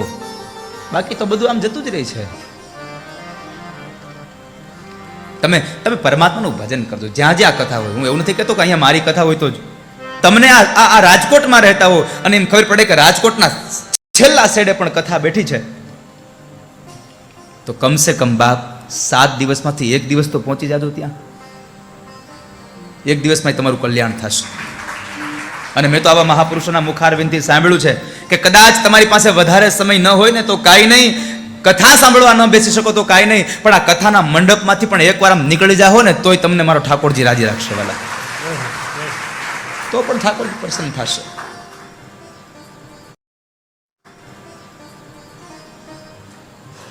પણ ઘણાએ નક્કી કર્યું હોય કાલ જવાનું, કાલ જાઉં, કાલ જશું. પુષ્ટિ સંપ્રદાય બહુ સુંદર લખ્યું છે. આજનો લાવો લીજીએ ભાઈ, કાલનું કાચું હોય જો વાલા, કાલનું કાચું હોય જો. સત્સંગમાંથી રજા લઈને સૌને જય શ્રી કૃષ્ણ છે ભાઈ, સૌને જય શ્રી કૃષ્ણ છે. હરિ લીલાવો પ્રભુ લીલાવો, પ્રભુ ભજ્યાના ભાવ જો વાલા, પ્રભુ ભજ્યાના ભાવ જો. સત્સંગમાંથી રજા લઈને સૌને જય શ્રી કૃષ્ણ છે ભાઈ, સૌને જય શ્રી. તમે આજનો લાભો લઈ લો, કાલની કોને ખબર છે? ન જાણ્યું જાનકી નાથે કાલ સવારે શું થવા. ગૌસ્વામી એમ કહે, ન જાણ્યું જાનકી નાથે કાલ સવારે શું થવાનું. અને મને કોઈ પૂછે તો એટલું જ કહું, કોણ જાણી શકે કાળને રે, સવારે કાલ કેવું થશે. કોણ જાણી શકે કાલને રે, સવારે કાલ કેવું થશે. એ આ કાયામાંથી હંસલો રે, ઓ ચિંતાનો ઉડી જશે. આ કાયામાંથી હંસલો રે, ઓ ચિંતાનો ઉડી જાશે. આ કાયામાંથી હંસલો ઓચિંતાનો વયો જશે વાલા, ખબર નહીં પડે. તારા મોટા મોટા બંગલા રે, એ મોટર ને ગાડી વાડી. તારા મોટા મોટા બંગલા રે, મોટર ને ગાડી વાડી. કિશોરસિંહ આ ક્યારે જતું રહેવાનું કઈ ખબર છે? બધું પડ્યું રહે હાઈને, કાંઈ ભેગું નહીં આવે. ભલે ને 5 આપણા ફ્લેટ હોય, 10 હોય કે 15 હોય, કાંઈ ભેગું આવશે? મેં ફોન કર્યો, મેં કીધું અહીં કથામાં તો આવો, તમે અહીંયા છો તો. ઓલી કથામાં મારે એમના ઘરે ઉતારો હતો, તો મને કે દાદા ચાલો હું આવું છું. અને ભગવાન એને સંપદા આપી છે સ્વામી, એ બેઠા છે એટલે ન કહું, પણ પરમાત્માએ જે સંપદા આપી છે ને, એ સંપદાનો સદુપયોગ કરે છે માણસ. હા, જ્યાં પણ ધર્મનું કાર્ય હોય ત્યાં એણે પોતાની સંપદાને સદલક્ષ્મી ન બનાવી હોય એવો એક પણ જગ્યાએ દાખલો નહીં હોય. પોતે ગયા હોય અને એમને ખાલી હાથે આવ્યા હોય. આપણી સ્કૂલમાં પણ એને 4 લાખ રૂપિયા જેવું દાન આપ્યું છે. 4 લાખ રૂપિયા દાન આપ્યું છે મને.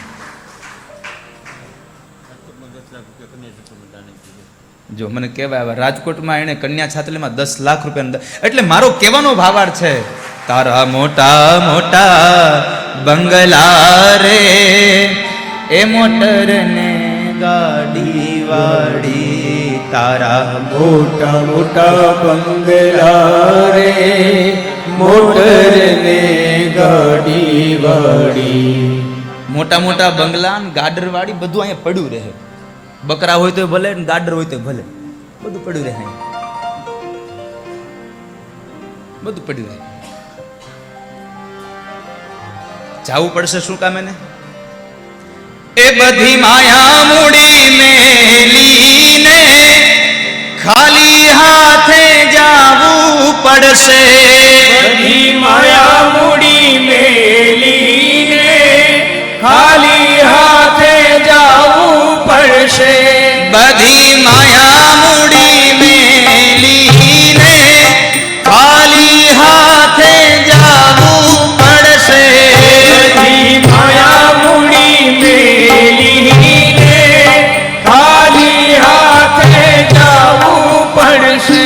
એ કોણ જાણી શકે કાળને રે, સવારે કાલ કેવું થશે. કોણ જાણી શકે કાળને રે, સવારે કાલ કેવું થશે.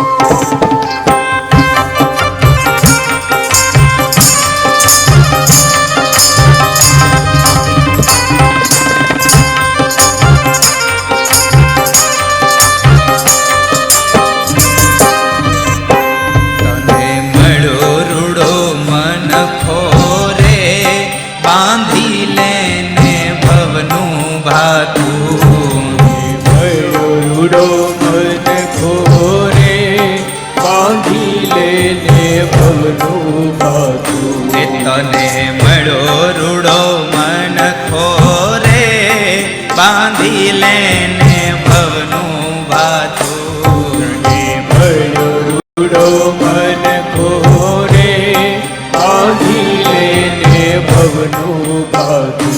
એ થાને રામ ભક્ત સાચો રે ફેરો તારો સફળ થાશે.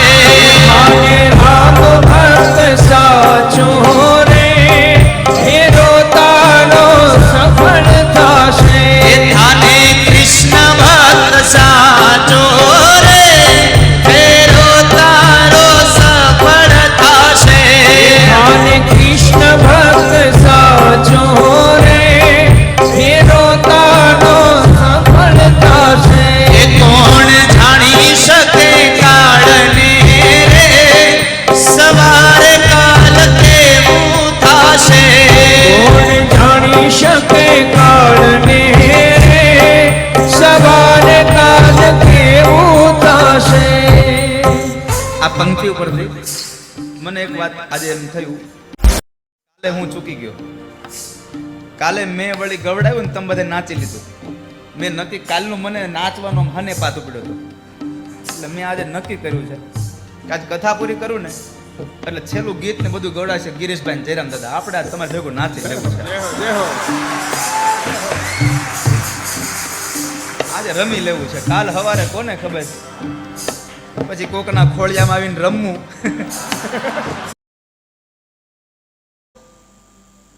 બાહ્ય વસ્તુ, કોઈ માણસ, કોઈ પદાર્થ આ મનને પ્રસન્ન ન કરી શકે. તમારા આત્માની અંદર રહેલી જે વૃત્તિઓ છે એ વૃત્તિઓ તમારા મનને પ્રસન્ન કરી શકે છે. વાલા,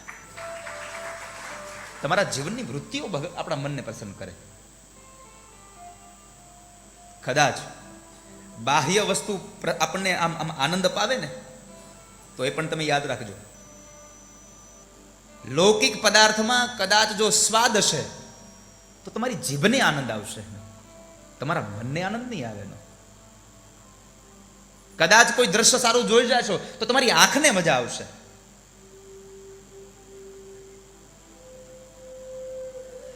પછી ભૂલી જવાશે.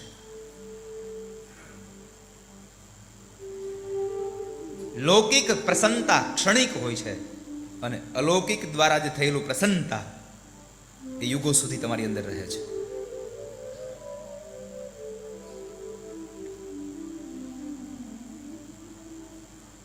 આ દુનિયાનો કોઈ પણ યુવાન, કોઈ પણ પુરુષ ભગવાન લક્ષ્મીનારાયણ દેવના આ મંદિરમાં બિરાજમાન મૂર્તિમાં જે શૃંગાર કરવામાં આવે છે એ શૃંગાર, એ જ શૃંગાર અને એને તમે જુઓ તો થોડી વાર માટે તમારી આંખને ગમે, પણ એના એ જ શૃંગાર પથ્થરની મૂર્તિ પર પહેરાવો અને પછી તમારી આંખ જોવે, તમારા હૃદયને પ્રસન્નતા મળે છે. વાલા, તમારું મન પ્રસન્ન થઈ જાય છે.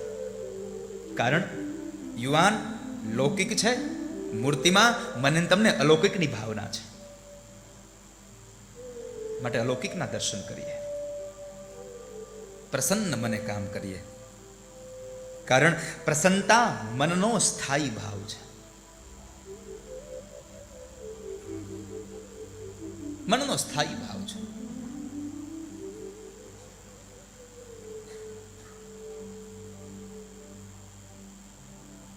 ત્યારબાદ બીજું કારણ છે માણસનો નિશ્ચિત ધ્યેય. સફળતાનું બીજું કારણ છે નિશ્ચિત ધ્યેય હોવો જોઈએ માણસનો.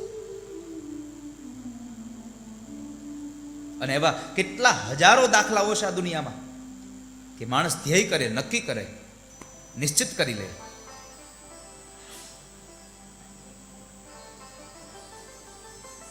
દ્રઢ સંકલ્પ કરી લે કે હવે બસ મારે આ વસ્તુ કરવી છે. સંકલ્પ માણસનો દ્રઢ હોવો જોઈએ. ક્યારેક ક્યારેક આપણો સંકલ્પ પણ મર્યો હોય, ઓલી ઉતરી ગયેલ બેટરી જેવો, જેમ લાઈટ થાય ને ડીમ ડીમ ડીમ, એવો સંકલ્પ હોય આપણો. સંકલ્પ મજબૂત રાખો, વિચારો મજબૂત રાખો. અને વિચારો મજબૂત રાખનારો માણસ પગથી અપંગ હોઈ શકે, શરીરથી અપંગ હોઈ શકે, પણ મનથી જે અપંગ નથી એને એવરેસ્ટ પણ નાનો લાગે છે. વાલા, જે મનથી અપંગ નથી. બાકીના આપણે આટલા બધા સરસ આટલું બધું જમીએ છીએ, ખાઈએ, ભગવાને એક પણ આમ આમ આમ શરીરમાં કોઈ ખામી નથી આપી, પણ ગિરનારની તળેટીમાં જઈને આમ કહીને તો કે હવે આ હું ચડે કે નહીં. કારણ ત્યાં તારું શરીર બરાબર છે પણ તારું મન નથી ચાલતું. જે માણસનું મન મક્કમ છે એ ગિરનાર પણ ચડી શકે છે. માટે માણસનો ધ્યેય નિશ્ચિત હોવો જોઈએ અને ધ્યેયમાં તમારી દ્રષ્ટિ હોવી જોઈએ.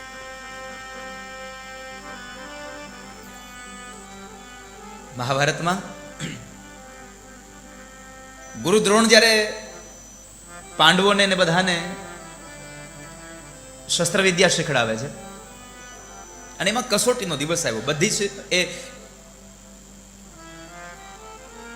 શિક્ષા એ દીક્ષા એને આપી અને પછી જ્યારે એનો કસોટીનો દિવસ આવ્યો અને એક ઝાડની ડાળી ઉપર એક લાકડાનું બનાવેલું પક્ષી રાખ્યું છે. આ વાત મારે તમને એટલા માટે ચોખવટ કરવી પડે છે, પોતાની કસોટીમાં કોઈને પણ ક્યારેય દુઃખ દેવું નહીં. આપણે તો એમ જ માનીએ છીએ કે ત્યાં પક્ષી હતું જ, પક્ષી આપણે તો સાચું માની બેઠા છીએ. ના, ઋષિ મુનિઓએ ક્યારેય કોઈ જીવની હત્યા થાય એવું કર્યું જ નથી. એ તો તમામનું કલ્યાણ ઈચ્છવાની ભાવના કરે. સર્વત્ર સુખી ન સંતુ, તો એ પક્ષીને મારે નહીં. લખ્યું છે મહાભારતમાં, લાકડાનું પક્ષી બનાવ્યું છે, ત્યાં મૂકેલું છે, સાચું પક્ષી નથી. અને બધા પાંડવોને ઉભા રાખ્યા છે. સૌથી પહેલા ધર્મરાજને બોલાવ્યા, યુધિષ્ઠિરને કહ્યું કે ધર્મરાજ જુઓ, સામે તમને કઈ દેખાય છે? એને કહ્યું, હા ગુરુદેવ, મને દેખાય છે, વૃક્ષ છે, તમે દેખાવ છો, આ બધા દેખાય છે મને.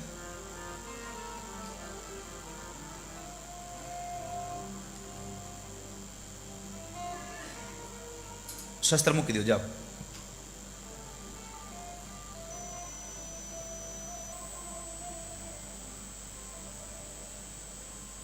એક પછી એકને બોલાવ્યા, બધા આવો જ જવાબ આપ્યો, મને તમે દેખાવ છો, સામે વૃક્ષ દેખાય છે, મારી આજુબાજુમાં બધું દેખાય છે. છેલ્લે અર્જુનનો વારો આવે છે.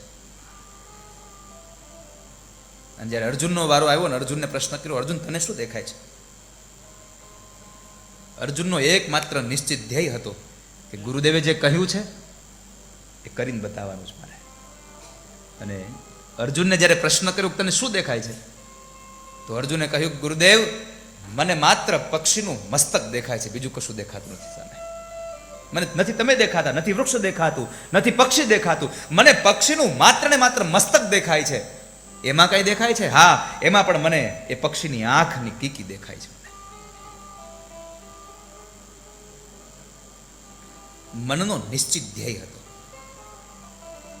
યાદ રાખજો, ક્યારેક ક્યારેક તમારું આમ આમ હાથ બરાબર હોય પણ તમારું મન જો નિશ્ચિત ધ્યેય ન કરે ને તો તમારું બરાબર ટાંકેલું નિશાન પણ ચૂકી જવાય. આ આંખથી જ જોઈને તમે વિંધી શકો એવું નથી, તો આપણે કેટલા લોકોને જોઈએ છે. એના મનનો નિશ્ચિત ધ્યેય હોય છે. અમારે આ જયરામભાઈ હાર્મોનિયમ વગાડે, આમ આંખો એને ભગવાને આપી છે, બીજી બે આંખો અહીંયા કાલ્પનિક લાગી છે, સારું દેખાના માટે ચશ્મા લાગ્યા છે, પણ છતાં પણ ક્યારેક ક્યારેક એકાદી આંગળી અલગ પડી જાય. આ સંભવ છે. પણ તમે ક્યારે જોયું છે જ્યારે ભગવાને જેની આંખો જ નથી આપી એ જ્યારે હાર્મોનિયમ વગાડે ત્યારે દેખતો સૂર ચૂકી શકે, અંધ સૂર ન ચૂકે ક્યારેય સાહેબ. કારણ એને ભગવાને મનની મક્કમતા અને એનો ધ્યેય નિશ્ચિત છે. એટલા માટે જિંદગીમાં ધ્યેય સફળ થવું હોય તો ધ્યેય નિશ્ચિત કરો.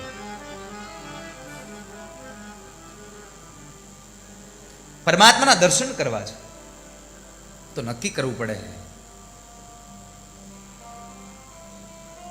મારે તને જોવો છે ને તારે મને દેખાવું નથી.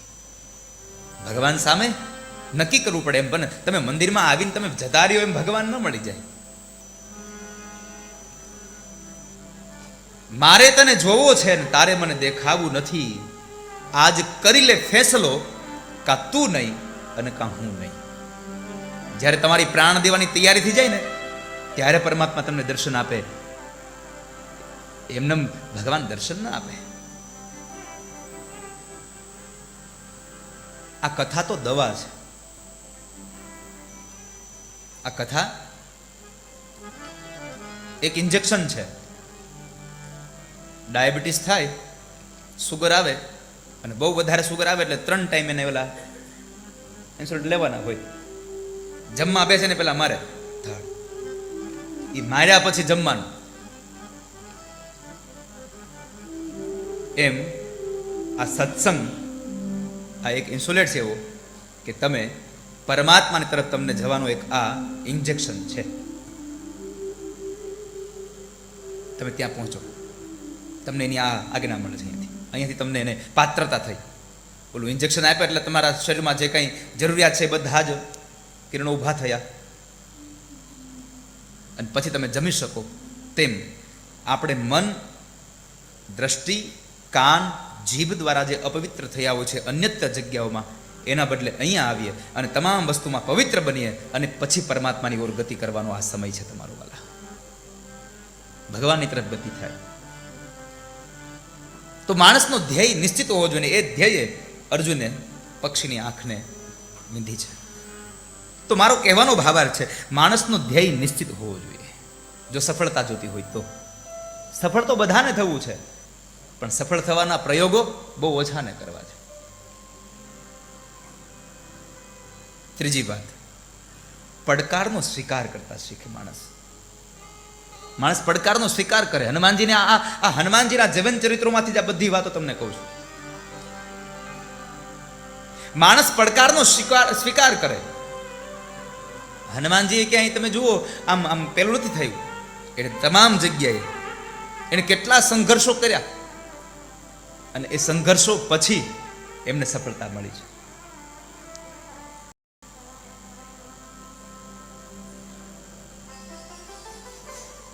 જ્યારે લંકામાં જવાનું થાય ત્યારે પેલી સુરસા આવે. એક જ સંઘર્ષ જુઓ ને તમે, કેટલું કર્યું એમણે. એટલું મુખ પોળું કરે, એટલું મુખ પોળું કરે. સાથે હનુમાનજી પણ મુખ પોળું કરતા ગયા. એને પડકારને સ્વીકારવાની તૈયારી કરી છે, પણ એ પડકારને સ્વીકારવાની તૈયારી સાથે સાથે ત્વરિત નિર્ણય હોવો જોઈએ. તમારી બુદ્ધિ પણ કામે લાગવી જોઈએ. ત્યારે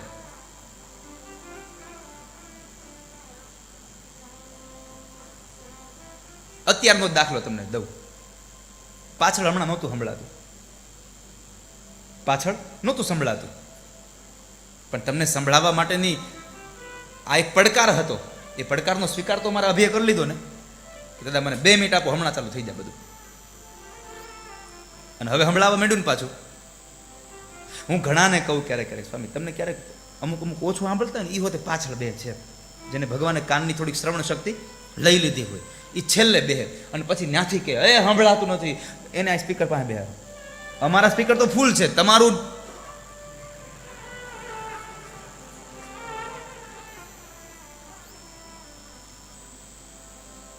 આ પડકારનો સ્વીકાર કરતા માણસ શીખે, સફળતા મળે છે, ત્વરિત સફળતા મળે. આ પ્રત્યક્ષ દાખલો અહીંનો. કેટલા સંઘર્ષો પછી પણ એમણે એ સ્વીકાર કર્યો એ પડકારનો, અને એ અંતે એ માણસ સફળતાનું એ 3જું ચરણ પાર પાડ્યું. એમણે સમજણપૂર્વકનો માર્ગ શોધી લાવે. એણે કેટલું મુખ પહોળું કર્યું. હનુમાનજી મોટા થતા ગયા તેમ તેમ પેલી સુરસા મોઢું કરતી જાય. પછી હનુમાનજીએ શું કર્યું? એ હજી પોતાનું મોઢું બંધ કરે અને નાનું થાય એના પેલા એક મચ્છર જેવું નાનું રૂપ લઈ અને હનુમાનજી એની ઈચ્છાને પૂરી કરીને બહાર વહી આવ્યા. આ ત્વરિત નિર્ણયની શક્તિ છે. ત્વરિત નિર્ણય.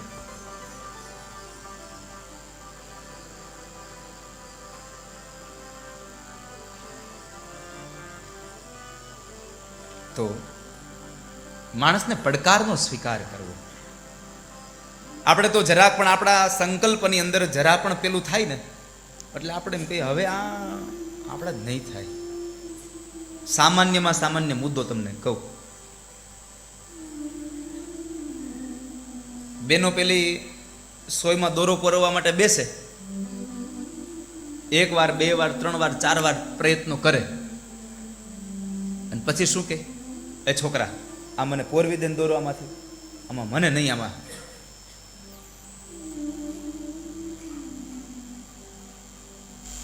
બહુ સામાન્ય છે, પણ પ્રયત્નો કર્યા હોય આપણને અનુમાન તો છે જ કે સોય એકદમ નાની છે અને એ સોયના ઉપરના ભાગમાં એનું છિદ્ર છે. કારણ કે આપણે પેલા પણ સોયને જોયું હોય લે છે.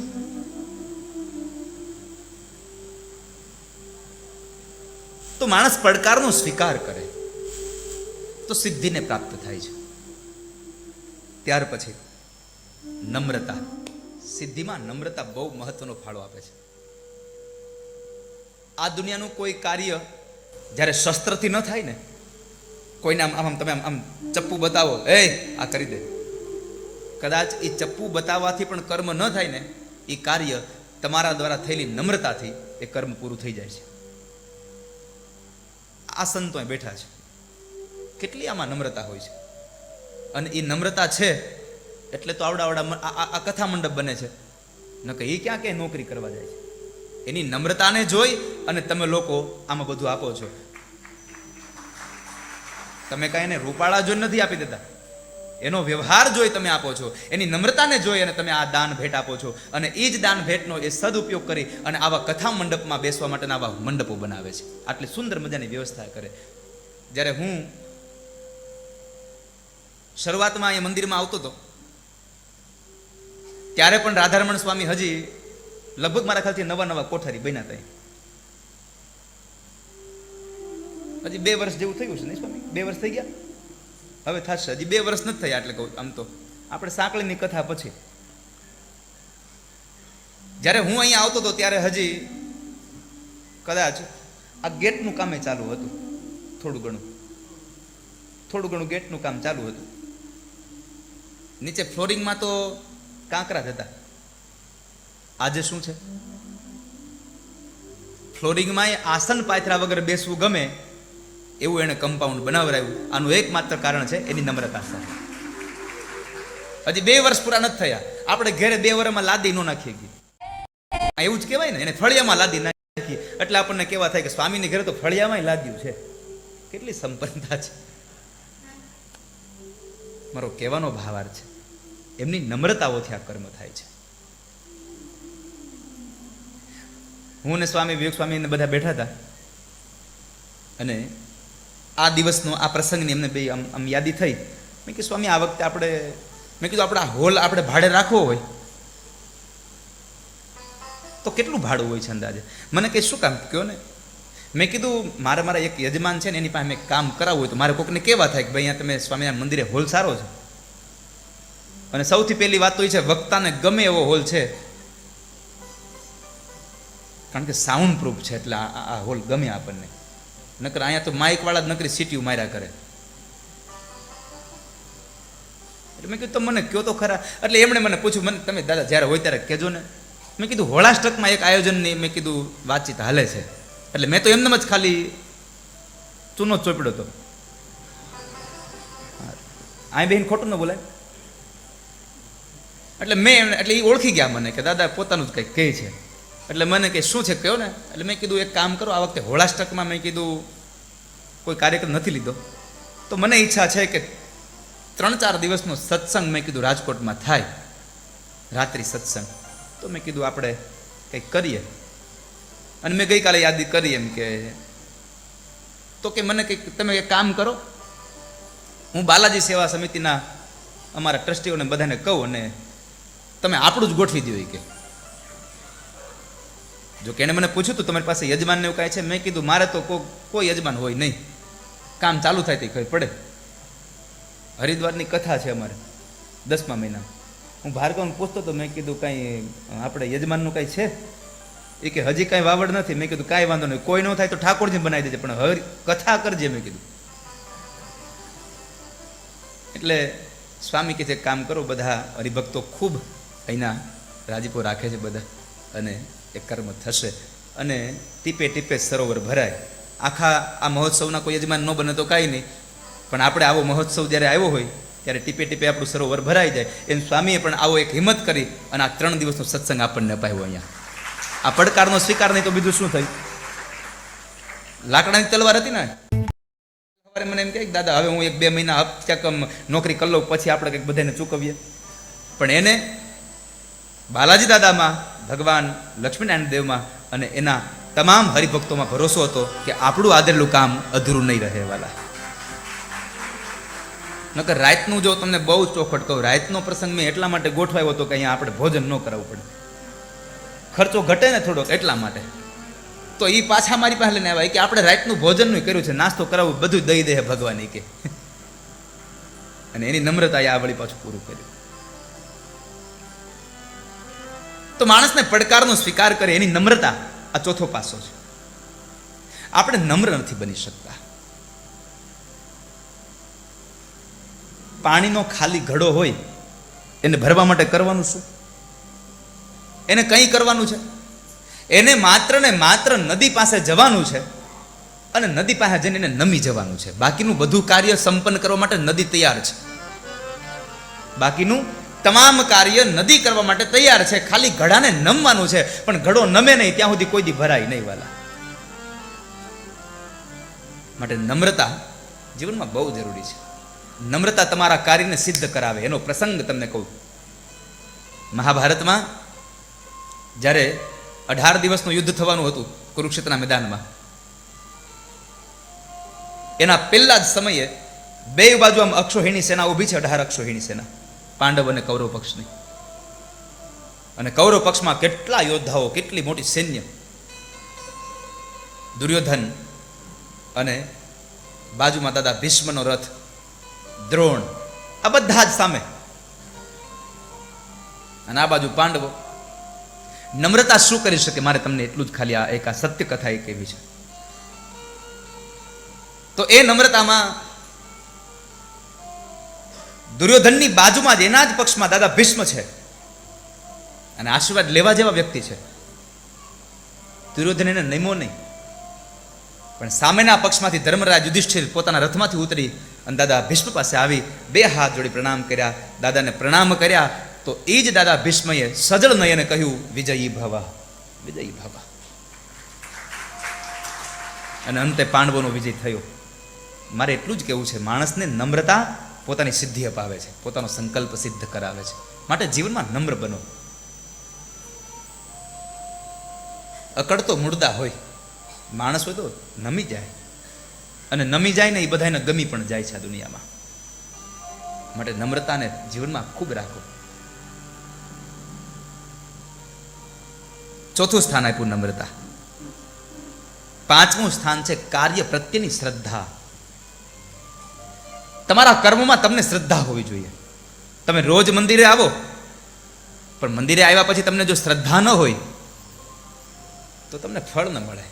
અને શ્રદ્ધા વગરનું કાર્ય તમારી જિંદગીનું ઢસરડું છે. શ્રદ્ધાથી કામ કરો. શ્રદ્ધાની બાબતમાં મારે આપને 2 વાતો કહેવી છે. શ્રદ્ધા એટલે શું? જેના દ્વારા અસંભવને પણ સંભવ કરી શકવાની તાકાત એ શ્રદ્ધા ધરાવે છે.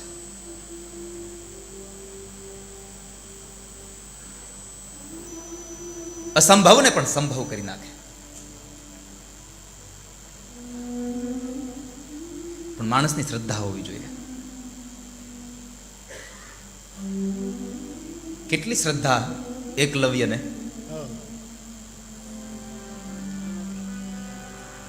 ગુરુ દ્રોણે ના પાડી દીધી કે હું તને ન ભણાવી શકું, જવા દે. શું કર્યું એને? અંધારામાં જોયેલી ગુરુ દ્રોણની આ પ્રતિમા, એની આ શરીર રૂપી આ પ્રતિમાને જોઈ અને માણસ આવે અને નક્કી કર્યું કે મારે ભણવું તો છે જ ગુરુ દ્રોણ પાસે. અને માટીની એક મૂર્તિ બનાવે ગુરુ દ્રોણની, અને એને માધ્યમ બનાવીને શીખે. જે ગુરુ દ્રોણે અર્જુનને એમ કહ્યું હતું કે અર્જુન, તારા સિવાય આ જગતમાં કોઈ બીજો યોદ્ધા એવો નહીં હોય કે જે તું જાણે છે. એનાથી એક દોરાવા ઉપરનો એક યોદ્ધા બન્યો એકલવ્ય. શું કામે? માટીની બનાવેલી એ મૂર્તિમાં પણ શ્રદ્ધા હતી કે આ મૂર્તિ દ્વારા હું જે કઈ વિદ્યા શીખું છું એ મને જિંદગીમાં આગળ વધારશે. માણસની શ્રદ્ધા માણસને કામ કરાવે છે. શ્રદ્ધામ દેહી શ્રાદ્ધ. તમારા દ્વારા શ્રદ્ધાથી કરેલું કર્મ શ્રાદ્ધ બની જાય છે. માટે જિંદગીમાં શ્રદ્ધા રાખો. કોઈ વ્યક્તિ કે કોઈના વિચાર પ્રત્યે શ્રદ્ધા લાવીને નિર્માણ કરવી એ હજી સરળ છે. મને શ્રદ્ધા થઈ જાય કદાચ કે ગિરીશભાઈ હાર્મોનિયમ શીખી જશે, અમારી શ્રદ્ધા છે. તમારામાં મને શ્રદ્ધા થઈ જાય કે કદાચ આ ગિરીશભાઈ બીજું વાદ્ય શીખી જશે. આ સરળ છે. પણ મેં આદરેલું કાર્ય, મારા દ્વારા થતું કાર્ય, એ કાર્યમાં જે શ્રદ્ધા થવી ને એ બહુ કઠિન છે. હાથમાં હાર્મોનિયમ લઈને એમ કહું મને આવડી જ જશે, એ બહુ અઘરું છે. આપણે એમ કહેતા આ મને આવડી જાય.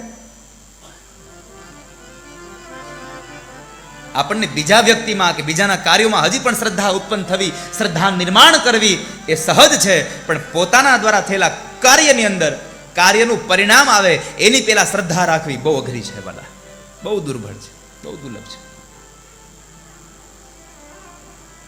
માટે જિંદગીમાં જો સિદ્ધ થવું હોય કઈ કાર્યમાં તો શ્રદ્ધા રાખો. ચોથું સ્થાન શ્રદ્ધાને આપ્યું, પાંચમું સ્થાન શ્રદ્ધાને આપ્યું, અને છઠ્ઠું છેલ્લું સ્થાન સંવેદના સભર બુદ્ધિ પ્રતિભા. તમારામાં બુદ્ધિ બહુ હોય પણ એ બુદ્ધિમાં સંવેદના ન હોય તો બુદ્ધિ કઈ કામની નથી. બુદ્ધિ તો બહુ હોય બધામાં, પણ એની અંદર જો સંવેદના નહીં ભરી હોય, અને જ્યાં સુધી સંવેદના ભાવ પ્રગટ ન થાય ત્યાં સુધી કર્મ સિદ્ધ ન થાય. અને આ સંવેદના ભાવ પ્રગટ કરાવે કોણ? તમારી પાસે બધું જ હોય, તમારી પાસે વસ્તુ પદાર્થ બધું હોવા છતાં એની અનુભૂતિ કરાવે કોણ? એની અનુભૂતિ ન હોય તો શું કરવાનું?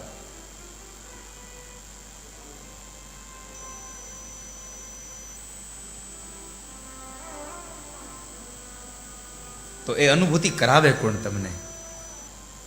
તમારી અંદર સંવેદના ભાવ પ્રગટ કરે કોણ? તો એક જ માત્ર છે, કોઈ સદગુરુ મળી જાય, કોઈ સજ્જન વ્યક્તિ મળી જાય તો આપણી અંદર રહેલી એ સંવેદના પ્રતિભાને પ્રગટ કરે અને આપણને એની અનુભૂતિ કરાવે. લંકામાં જવાનું હતું, બધા જ બેઠા હતા. નલ, અંગદ, સુગ્રીવ બધા બેઠા હતા, જામવાનજી બધા, હનુમાનજી બધા બેઠા હતા. લંકામાં જવાનું છે.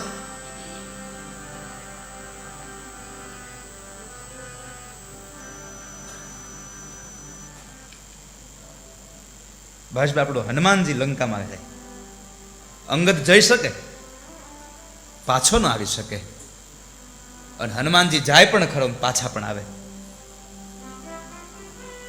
મને યાદ આવી ગયો પ્રસંગ એટલે તમને કહી દઉં. બહુ નાની જ વાત છે.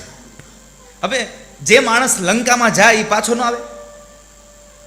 તમે આ સીડી અહીં ચડી ગયા છો તો હું તમને ઉતરતા નથી આવડતી? આવડે જ છે. તો અહીંયા આવું આવું કેમ કહ્યું?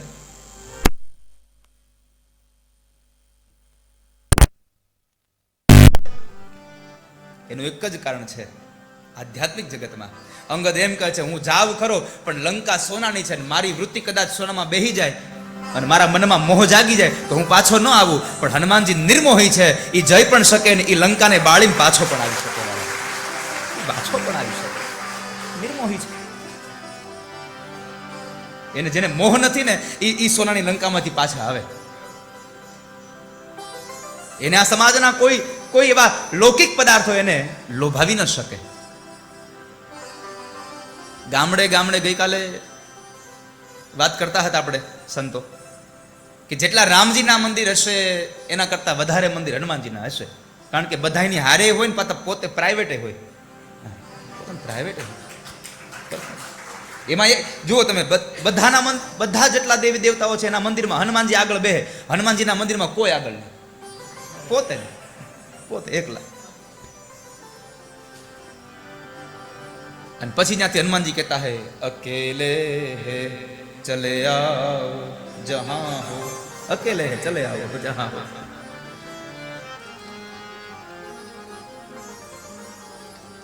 તો હનુમાનજી નિર્મોહી છે વાલા. એને લંકાના સોનામાં, એના વૈભવમાં એનો એનો એનો જીવ ન જાય, એનો મોહ ન થાય, એટલે હનુમાનજી જઈ પણ શકે અને હનુમાનજી પાછા પણ આવી શકે છે.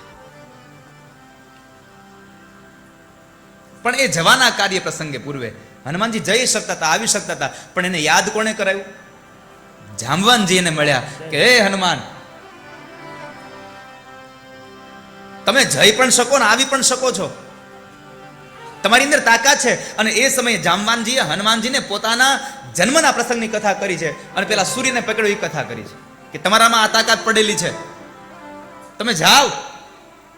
અને પછી એને કહ્યું પ્રભુ મુદ્રિકા મેલી મુખ માહી જલધી લાંદી ગઈ અચરજ નાહી. ઘણા લોકો તો એટલા મોટા વિદ્વાનો થઈ ગયા, એટલા મોટા વિદ્વાનો થઈ ગયા, એને આનો હામો તર્ક અને વિતર્ક કર્યો. હનુમાનજી જેવા હનુમાનજીએ રામની મુદ્રિકા મોઢામાં મૂકી અને એને અપવિત્ર કરી. અરે ભલા માણસ, જરાક એને સમજવાના વિચારો તો કરો. હનુમાનજીએ રામની વીટી નહીં, રામનું નામ મુખમાં મૂકી અને સામે પાર થયા છે વાલા. એમ આપણે પણ એ કથા મને તમને એટલું જ સૂચન આપે છે કે રામજીનું, પરમાત્માનું, ભગવાન શ્રી હરિનું, ઠાકોરજીનું ધ્યાન ધરી, ઠાકોરજીનું નામ મુખમાં મૂકી અને આ સંસાર રૂપી સમુદ્રને છલાંગી અને પેલે પાર જતું રહેવાનું છે કે જ્યાં ભક્તિ છે. હવે બીજી વાત, હનુમાનજી શું કામ ગયા? બીજા કોઈ કેમ ન ગયા? તો હનુમાનજીને ભગવાનની ભક્તિમાં રસ હતો અને સીતા આધ્યાત્મિક અર્થમાં ભક્તિ છે. ભક્તિ સુધી ભગવાનનો ભક્ત જ પહોંચી શકે. જેને ભક્તિની તરસ જાગી છે એ માણસ ત્યાં જઈ શકે. એને તરસ લાગી છે ભક્તિની, એટલે એ માણસ ત્યાં જાય છે. તો સીતાજીની શોધ માટે જ્યારે જવાનું હતું ત્યારે જામવાનજીએ એમને આગળ વધાર્યા. એને કોઈ સજ્જન માણસ મળે, એ કોઈ સદપુરુષ મળી જાય.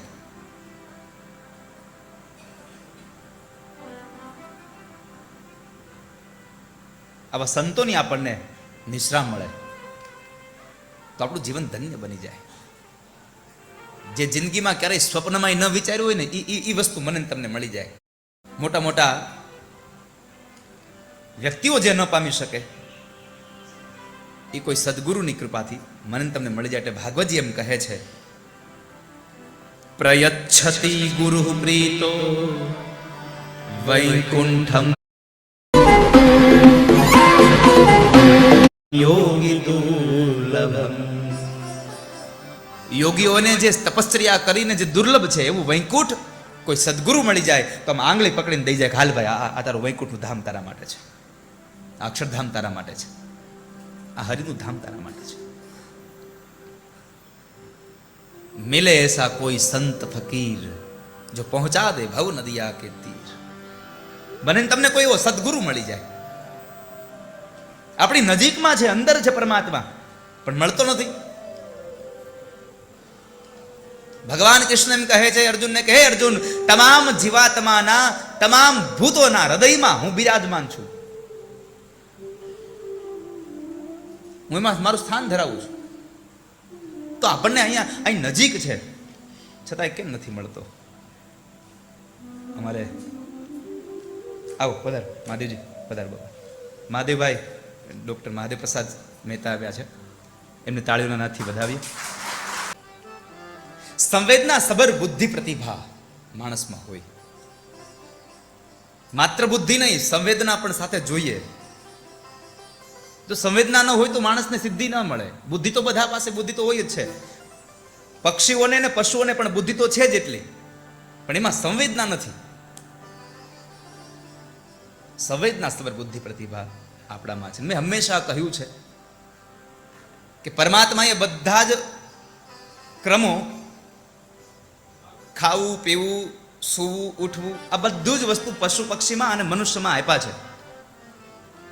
એટલી બુદ્ધિ તો એને આપી છે કે શું ખવાય શું ન ખવાય. આપણને એક વિશેષ બુદ્ધિ આપી છે, સંવેદના સભર બુદ્ધિ. અને એ સંવેદના સભર બુદ્ધિનો જો પ્રયોગ થાય તો મને તમને કાર્યમાં સફળતા મળે. મેં હમણાં કહ્યું માધવભાઈ કે હનુમાનજીની તમામ કાર્યોમાં સફળતા કોઈ પણ કાર્ય કરે, લંકામાં જવાનું હોય તો પણ ભલે, પ્રથમ વખત હનુમાનજી મહારાજ રામજીને મળવા આવે તો પણ ભલે, પહેલા મિલનમાં, પણ એની પાછળનું આ સફળતાનું કારણ શું? એની પાછળના 6 મુખ્ય કારણો હતા. એમાંનું છેલ્લું 6થું કારણ સંવેદના સબર બુદ્ધિ પ્રતિભા. અને આ બુદ્ધિ અંદર પડી છે. આપણી અંદર તો તત્વ પડ્યું જ છે, પણ આપણને દેખાતું નથી. ખોયા હોય તો ફિર મિલે, રૂઠા લે હી મનાય. ખોવાઈ ગયું હોય તો ફરી પાછું મળી જાય મને ને તમને. કોઈ કદાચ મારા ને તમારાથી કોઈ નારાજ થઈ ગયું હોય તો એને મનાવી લઈએ. ખોયા હોય સો ફિર મિલે, રૂઠા લેહી મનાય. પર મિલા રહે ફિર ના મિલે, તાંસો કોણ બતાય.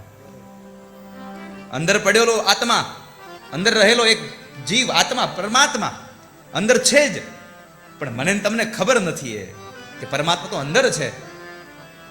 પર મિલા રહે ફિર ના મિલે, તાંસો કોણ બતાય.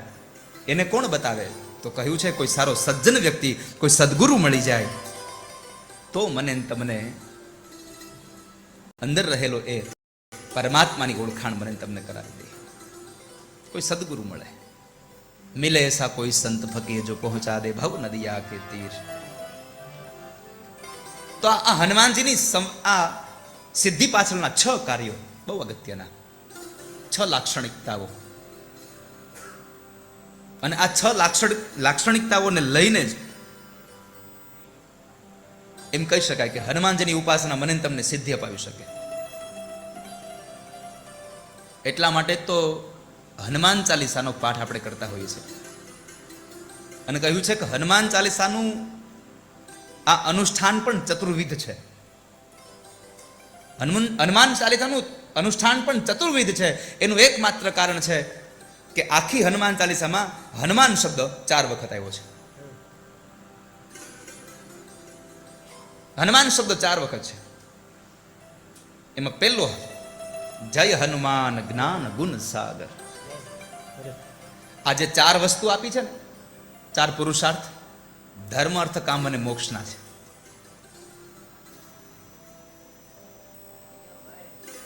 ધર્મ અર્થ કામ અને મોક્ષ. તો એમાં પહેલો જ્ઞાન છે, એ માણસને મોક્ષ સુધીની યાત્રા કરાવે. જ્ઞાનથી માણસને મોક્ષ મળે છે. આ જ્ઞાન આપે કોણ? ધર્મનું આ ધર્મ પ્રત્યે આપણને આટલી સંવેદના આપણી અંદર ઊભી કોણ કરે? પરમાત્માનું પ્રાગટ્ય છે, ખબર છે? રામચરિત માનસમાં લખ્યું છે, વિપ્ર ધેયનું સુર સંત હિત લીન મનુજ અવતાર. 4 વ્યક્તિઓના નામ આપ્યા: વિપ્ર, ધેનુ, સુર અને સંત. આ 4. અહીંયા આગળ ધર્મ અર્થ કામ અને મોક્ષ આપ્યા, ચતુર્વિધ પુરુષાર્થ. તો પેલો પુરુષાર્થ છે ધર્મ, અને ત્યાં પેલું નામ છે વિપ્ર. ધર્મનો પ્રચાર બ્રાહ્મણ કરે છે, એટલા માટે એની સાથે એને સાથે સંલગ્ન કર્યું. બ્રાહ્મણ ધર્મનો પ્રચાર કરે છે. વિપ્ર, ધેનુ, અહીંયા છે અર્થ. ગાયમાંથી મને ને તમને અર્થોપાર્જન થાય છે. એનું દૂધ, ગૌમૂત્ર, ગૌછાણ, એમાંથી આપણને અત્યારે ગૌમૂત્ર મળે છે ને બજારમાં, અર્થોપાર્જન થયું. તો પેલું ધર્મમાં માટે બ્રાહ્મણ વિપ્ર, અર્થ માટે ગાય, સુર. એના દ્વારા કામ, આપણું કામ વધતું હોય છે દેવતાઓ દ્વારા. કામની સંતોષી થાય. તમે કોઈ પણ કામની તમારી જિજ્ઞાસા જાગે અને કોઈ પરમાત્માનું ભજન કરો, સુરનું, દેવોનું, તમારું કામ સંતોષાય, તમારી ઈચ્છાઓ સંતોષ થઈ જાય.